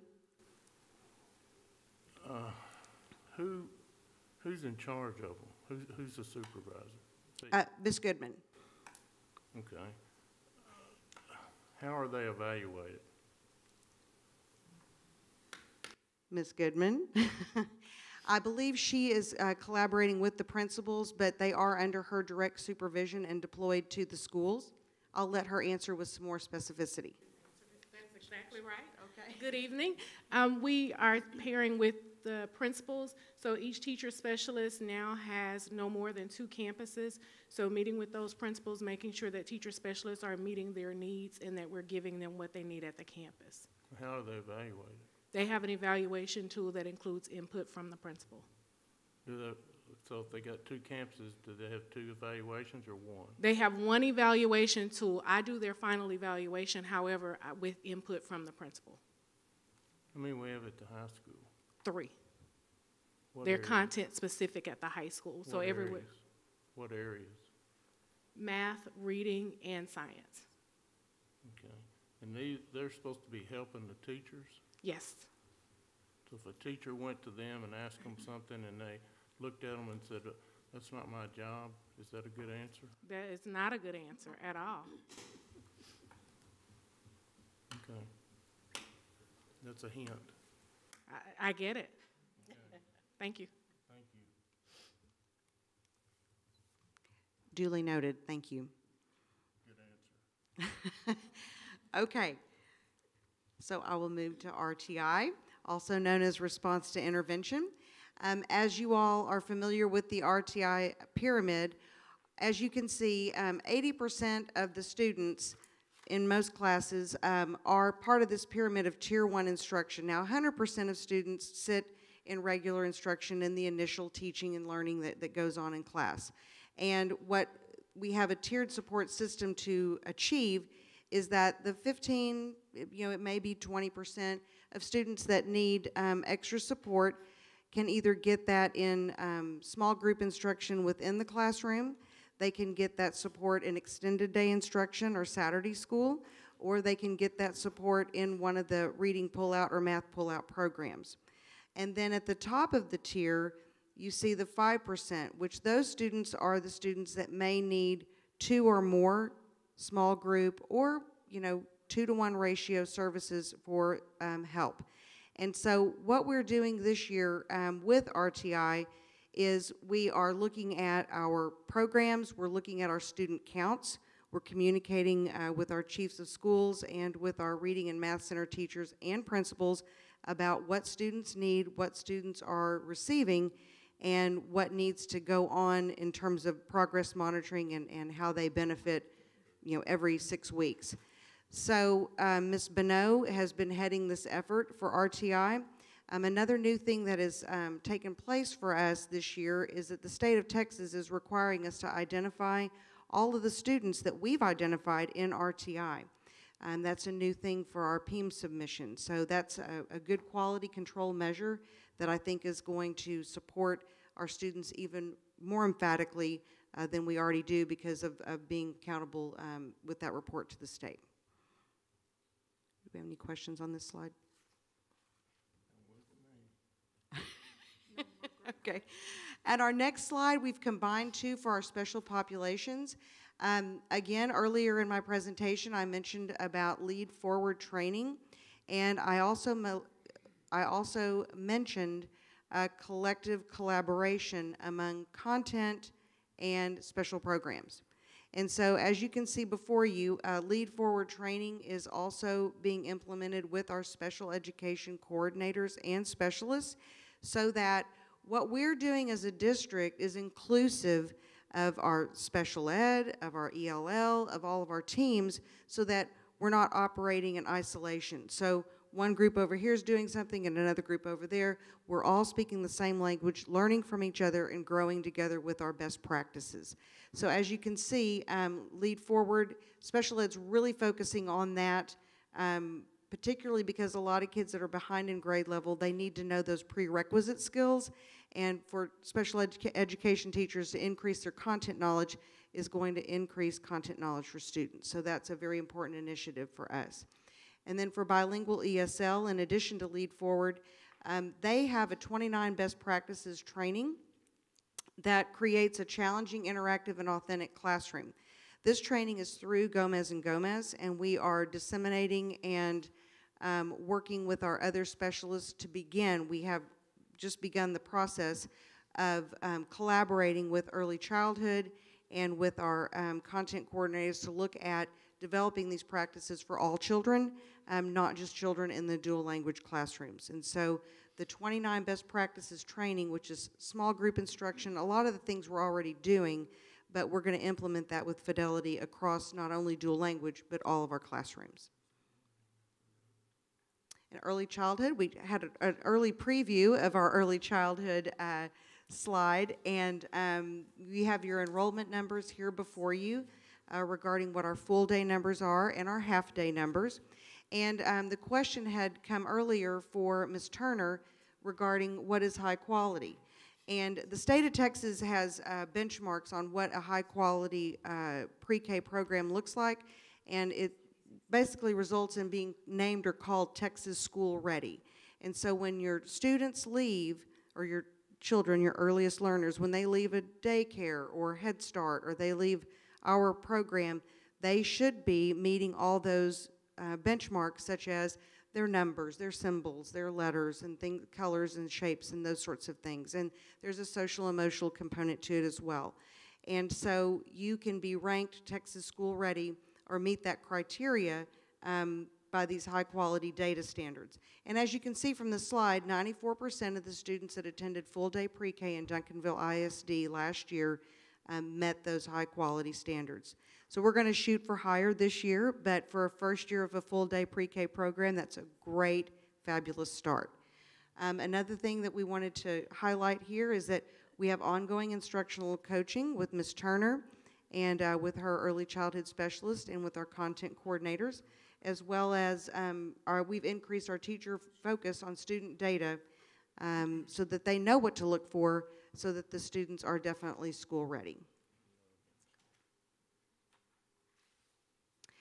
Okay, our Duncanville ISD school choice programs. This is a really busy slide because there's a lot of busy going on. We have a lot happening in the world of school choice.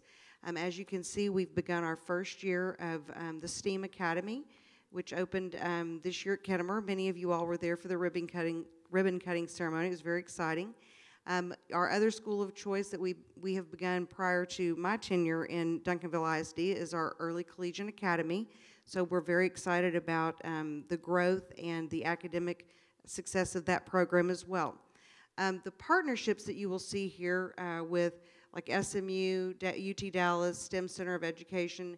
SMU is partnering with us for coding. UT Dallas is also partnering with us for a STEM initiative regarding engineering. The STEM Center of Excellence is through the Girl Scouts, and what the Girl Scouts are doing is they provide summer camps for our kids to engage in STEM initiatives over the summer, as well as the TATA Consulting Services. That organization is volunteering their time and their expertise. They're an IT company that they just want to give back to the community, and they work with our summer programs as well for STEM. And our grants over to the right are regarding the Texas Technology Lending Grant. Those were for iPads for our STEAM program. And then Verizon and Toyota have donated $20,000 each for Project Lead the Way. And so Dr. Rentz and some of the teachers are working on engineering and computer science for our middle schoolers at Kennemer in the STEAM Academy through the donations of these two grants. So they're getting Android handheld computers, which, you know, I asked the question, well, why do we need Androids if we have iPads, and you know, what's this all about? And she said there are specific tenets to those Android tablets for coding that Project Lead the Way wanted them to get. So the money's going to a great cause, and our kids are getting a lot of exposure to a lot of high-quality STEM instruction. Our next portion is advanced academics. Our Springboard curriculum has been implemented this year. We're piloting it in many of our classrooms. We have Springboard for math and for English language arts. It is an advanced curriculum that is prescriptive and complicated, and our teachers have been trained in it, and they're going full blast with the students.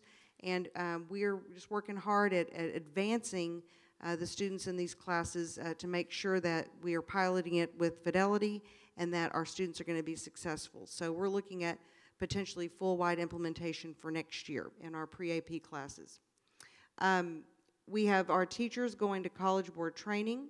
For those of you who are not familiar, to teach pre-AP and AP, you have to get training in the summer at the AP Institute. They have them at all the universities around the area. And then gifted and talented education.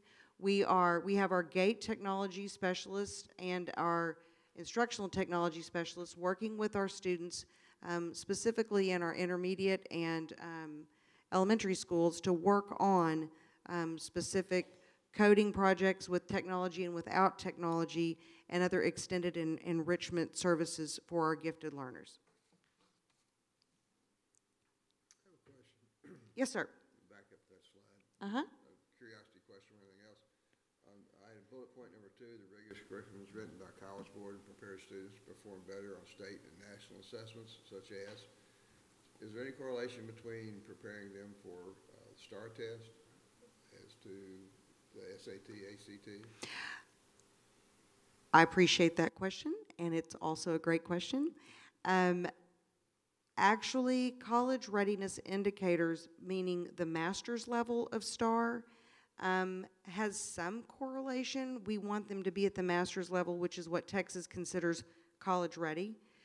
However, PSAT, SAT, and ACT are nationally normed tests that are outside of the state of Texas STAR assessment system. And so the indicator that TEA shares with us, they say if the students are at a master's level, meaning that high scale score, that they are considered college ready. In terms of nationally norming that with Texas standards and the SAT or the ACT, I don't know that there's anything about that, but I will look that up and research that to make sure. Just be interesting to know. I mean, we're supposed to be preparing our kids for a lot of things, but STAR test is certainly, at least in my mind, a whole lot more critical than SAT or ACT at the 6th or 8th grade level, because we get graded on that. We don't get graded on the other unless they're masters.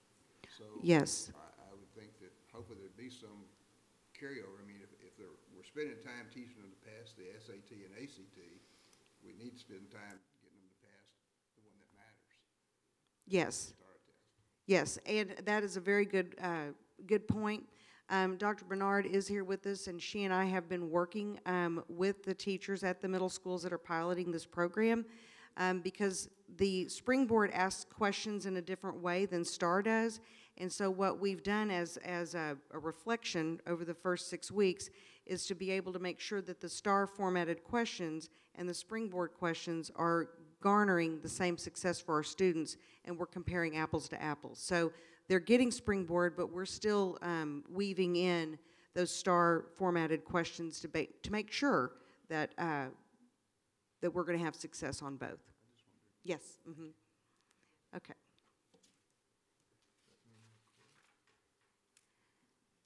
Okay, college and career readiness. Another busy slide because a lot is going on. And Dr. Smith was able to highlight some of the just wonderful things that our CTE program accomplishes.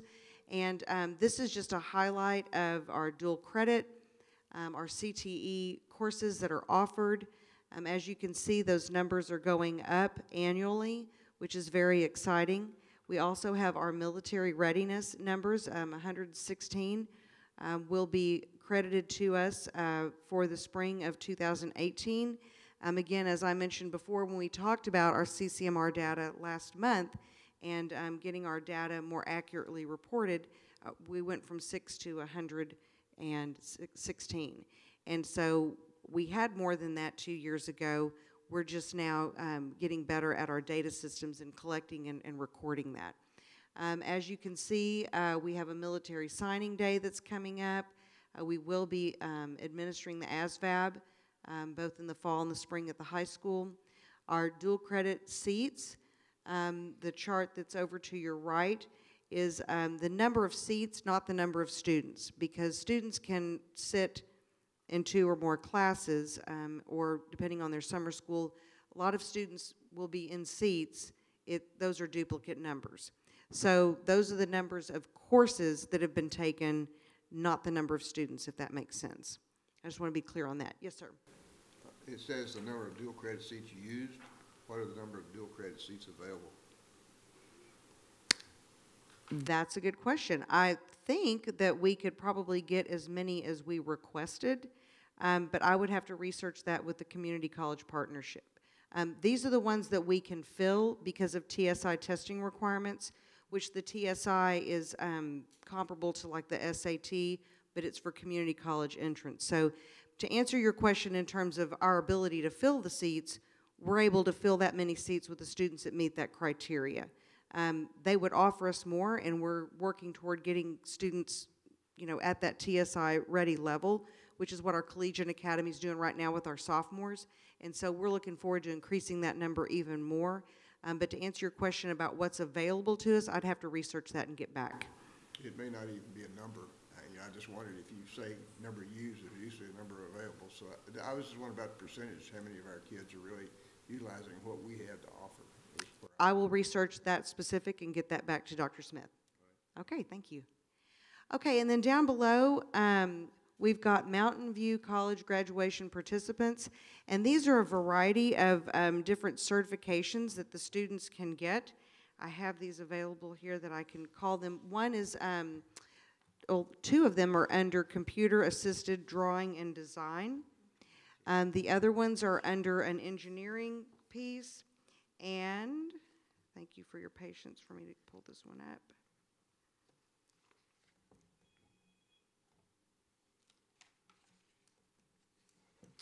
Like I said, there's so much going on that I'm trying to learn all of it myself, to be honest. It's an amazing program that we have with CTE and College and Career Readiness. And so the other area there is MVC certification, and that is Advanced Architectural Drafting and Advanced Manufacturing in Mechatronics. So the students are getting various certifications and degrees beyond what you've seen in construction and different things of that nature from our board presentation, but some pretty high-level stuff. And so I'm very honored and pleased to be able to report that to you.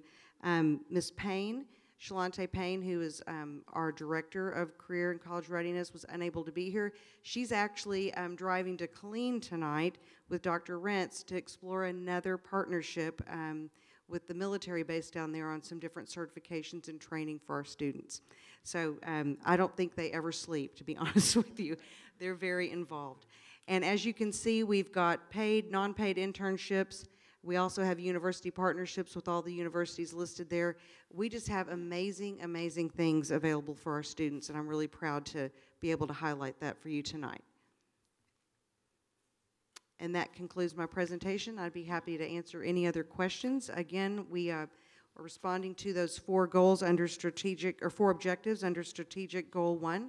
And I'm just happy to be here and highlight all the great stuff that the team's doing. And I think I mentioned just about everybody except Ms. Harper's back there, Ms. Turner, Ms. Zamora, Ms. Casal. We've got a great team. And so thank you for your support, and we're going to continue to do great work for students. Any questions, comments? Okay, thank you very much. Yes, ma'am. Thank you. We now move to information discussion agenda item C, Communications and Public Relations Report. Tiara Richard.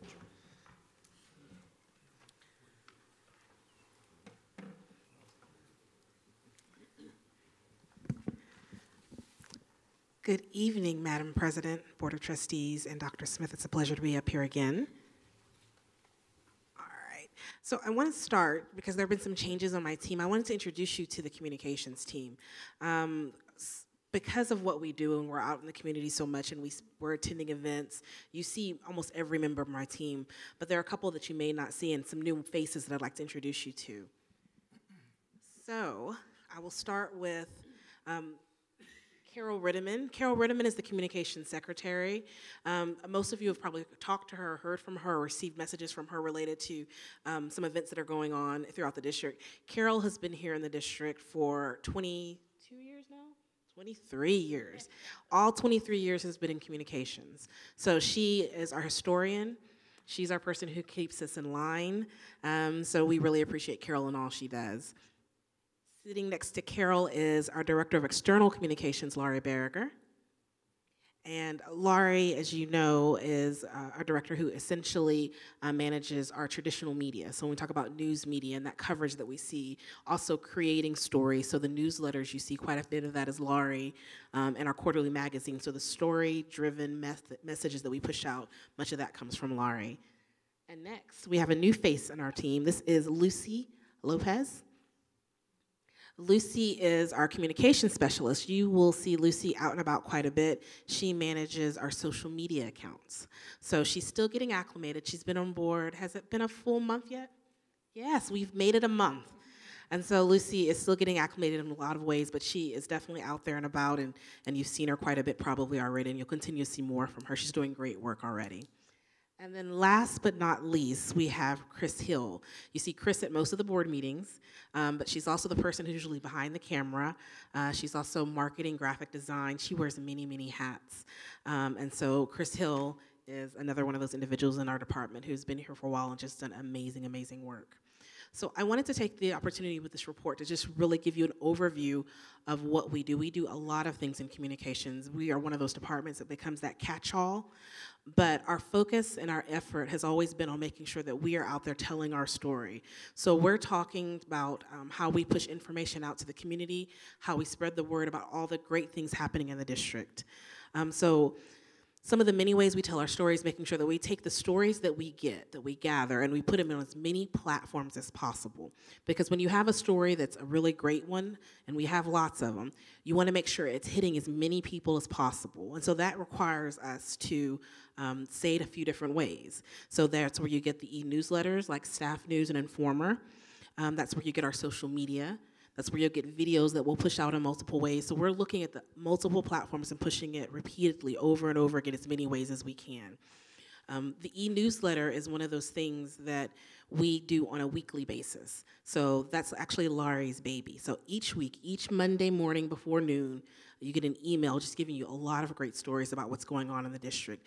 And that comes in the form of the Community Informer, which goes to our public by e-newsletter, so that's by email, and also the Staff News, which goes internally to the district.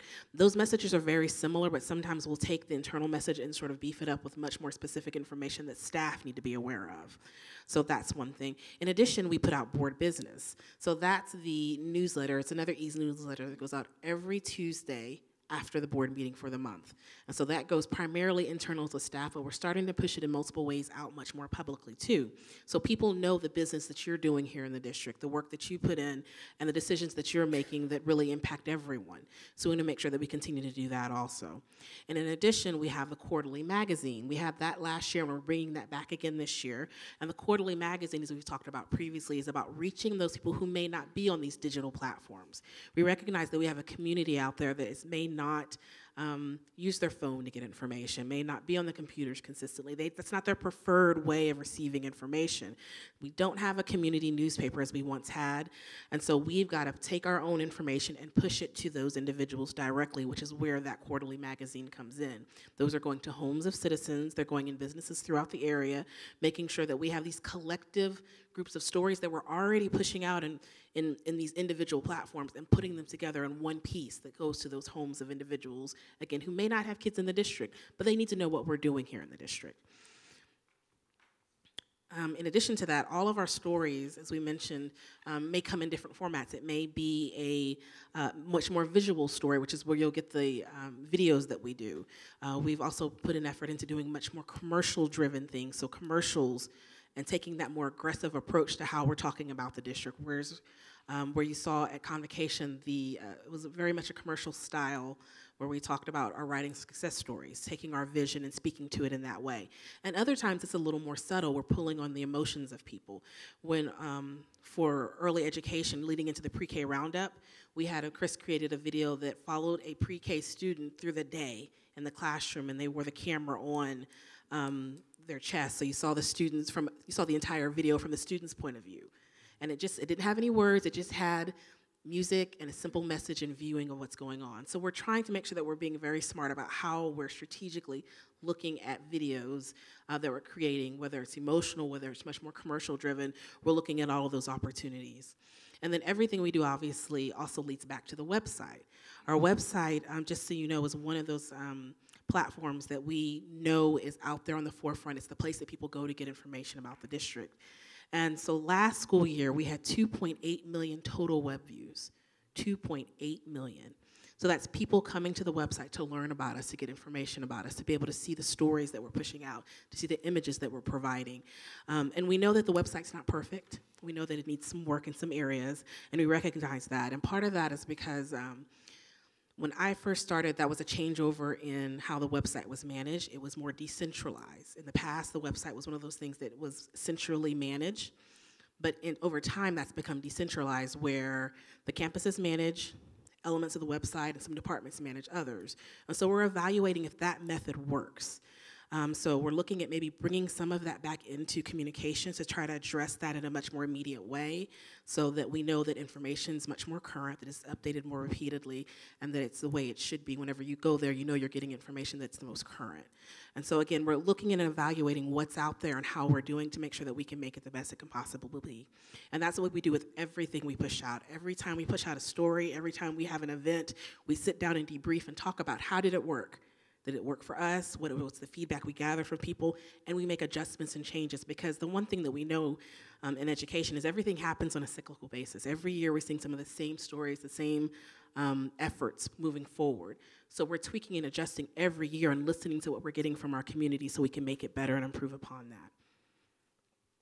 So another thing for social media that I wanted to point out is that we continue to grow our audience there. And it's just amazing seeing some of the stories that are out there and the feedback we get from the community. Social media is unique in the sense that you get some more the most immediate feedback you can possibly get in any other platform. So when we post, for example, a repost of our choir kids out there singing that got hundreds of thousands of views and went viral in a wonderful, positive way, when just our repost of that reaches 4,000 people, I mean, that's pretty impressive. And again, that's the repost of the original post to give you an idea. So we're able to chart that engagement, see what works, and then utilize it for other posts that we're pushing out. To give you an idea of some of our more busy times on social media, the graduation. For graduation this last year, we reached 10,920 people. And that's just the live stream of the graduation. That's people who may not be able to attend. That's family. That's people from all over the country, all over the nation. We get people coming in and logging on from other nations looking at our graduation. So the reach is pretty broad. People know Duncanville, we're on the map, and people recognize and want to hear more from us. And so every opportunity we get to put ourselves out there in that way, we try to make sure that we're doing so. And in doing so, we also make sure that we look at our news media, of course, because that's one of those things that, as much as nowadays everyone is pushing to create their own news, and we definitely must and will do that, we also know that getting to traditional news media means that you will get a broader reach than we have in our community. You will reach more people. You have the opportunity to say more to more people, and we want to definitely do that too. Last year, we saw a 28% increase of published news stories over the previous years, 28%.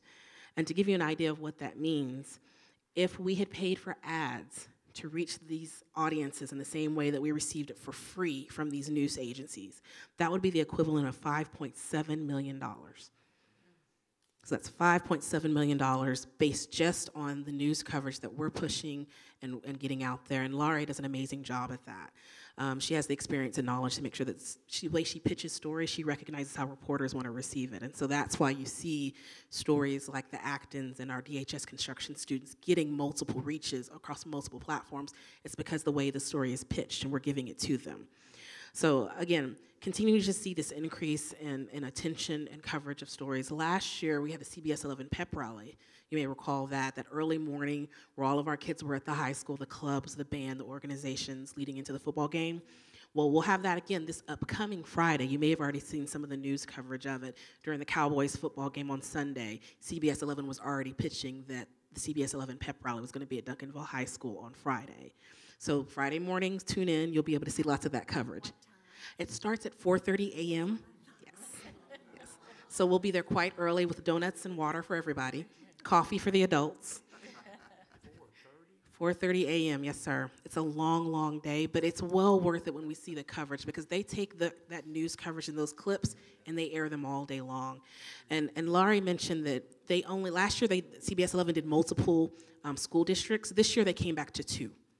And we were one of them because they were so proud and grateful for the work that went into putting that together and the way it was perceived. So again, they came back to us because they enjoyed it and they saw that it had a lot of impact. And for us, the value on that is very, very high. So again, continuing to see news coverage grow. And with that, just the team, and I know I have an amazing team. I know they do really, really great work. But last year, for Texas School PR Association, our group submitted 10 different submissions for all of our work that we did over the year. And of those 10 submissions, all of them placed in the top 2 categories of gold or silver. And so again, we're seeing our work recognized too amongst our peers, which is a really big deal to be able to have people who do this on a regular basis see what we do and recognize us for the work that goes into it. So keeping that in mind, we recognize that creating content is very important, because if we don't have the content, the information to push out, then we really don't have the stories to tell. But in addition to creating that content, we're also shifting our mindset from a newsroom mindset to more of a marketing mindset. And that's at the direction that you have given us, that Dr. Smith has given us, to make sure that what we're talking about and how we're talking about it is reaching the audiences we need to reach. That's very strategic. It's making sure that we're being more aggressive, more forceful with what we're saying, and showing people what we have to offer. We recognize to be competitive in education, it's important that we're doing that. And so you're seeing a lot more of that on our team. Excuse me. It's why you've seen the mailers that have gone out, like the Doors to Success mailer last year. It's why you've seen the videos and commercials being a little more targeted. It's why, as we go through, we're making tweaks and adjustments to even how we recognize the way our look and style should be. So we're streamlining that, making a lot of adjustments, and this year I think you'll see quite a bit more of that, because it's what we have to do. It's how you have to compete nowadays to be in this market, in this industry, and we recognize that, and we're definitely pushing to make sure that we're doing so. And so we have a marketing plan. We have areas of emphasis every year that we make sure that we're focusing on. And of those areas of emphasis, we're making sure that we are executing. So it's knowing what that plan is, taking elements of it, whether it's the mailer, whether it's a commercial, whether it's billboards, whether it's targeted advertising, making sure that we're taking all of that on a paid scale and a free scale. We're using the full spectrum of options before us and making sure that we're executing and targeting that plan to the communities that we need to reach for each of those audience areas we're talking about. So when we talk about early education, knowing we need to reach our Spanish-speaking audience, and making sure that we're giving them the opportunity to have kids in early education at an early age. And so that's an audience that we know we need to make sure we target this next year. When it comes to something like the penny swap, making sure we're looking at who the voters are and making sure our messages are targeted to that individual audience. So it's smart targeting with some broad-based elements thrown in, because we know that we just want people to hear more and more about us. And so the more we talk about ourselves and put ourselves out there, the more people will have us on their minds. And so that's something that we'll just continue to do and push forward with. And of course, there's always the other duties as assigned. You don't think about communications in everything we do, from convocation to our monthly Made with Pride recognitions, customer service training, which is very, very important. We recognize that. Employee appreciation event for the Teacher of the Year in the spring, and just anything that comes across our plate that is just something that is a must-have and needs to get done. We're the team that would really make sure that it happens. And so we're appreciative of all the opportunities we have, thankful for, again, the team that I have and how everyone within the district works so well with us. I mean, when you think about it, communications, we have to go get the stories. If we don't have it and have people who are coming to us and sharing it with us, we don't have anything to talk about. So we have people throughout the district who are constantly talking to us, sharing with us, giving us what they have, and continuing to partner with us to help us achieve our goals. So super thankful and appreciative, and I'm available to answer any questions you may have. Yes, ma'am. Of course, I have a goofy question.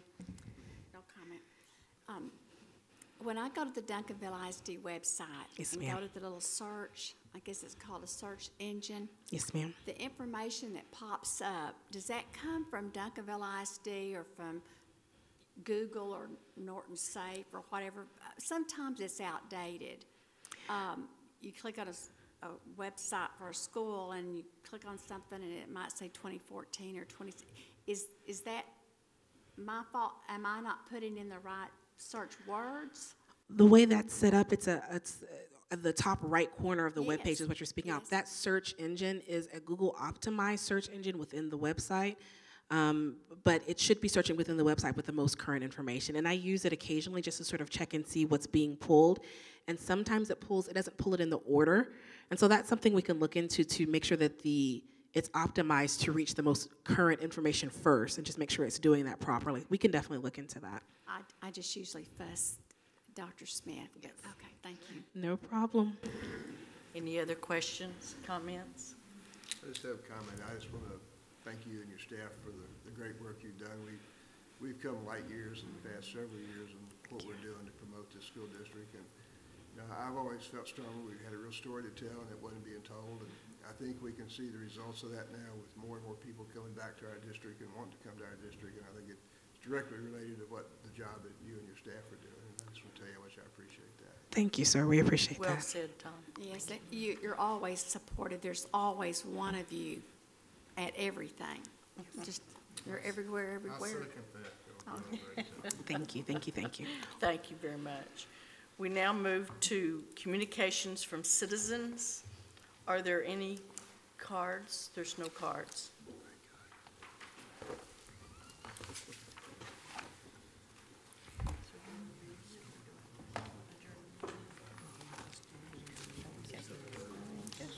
Since there are no cards filled out to speak before the board, thank you for coming to the meeting, and no further items to discuss. This meeting is adjourned.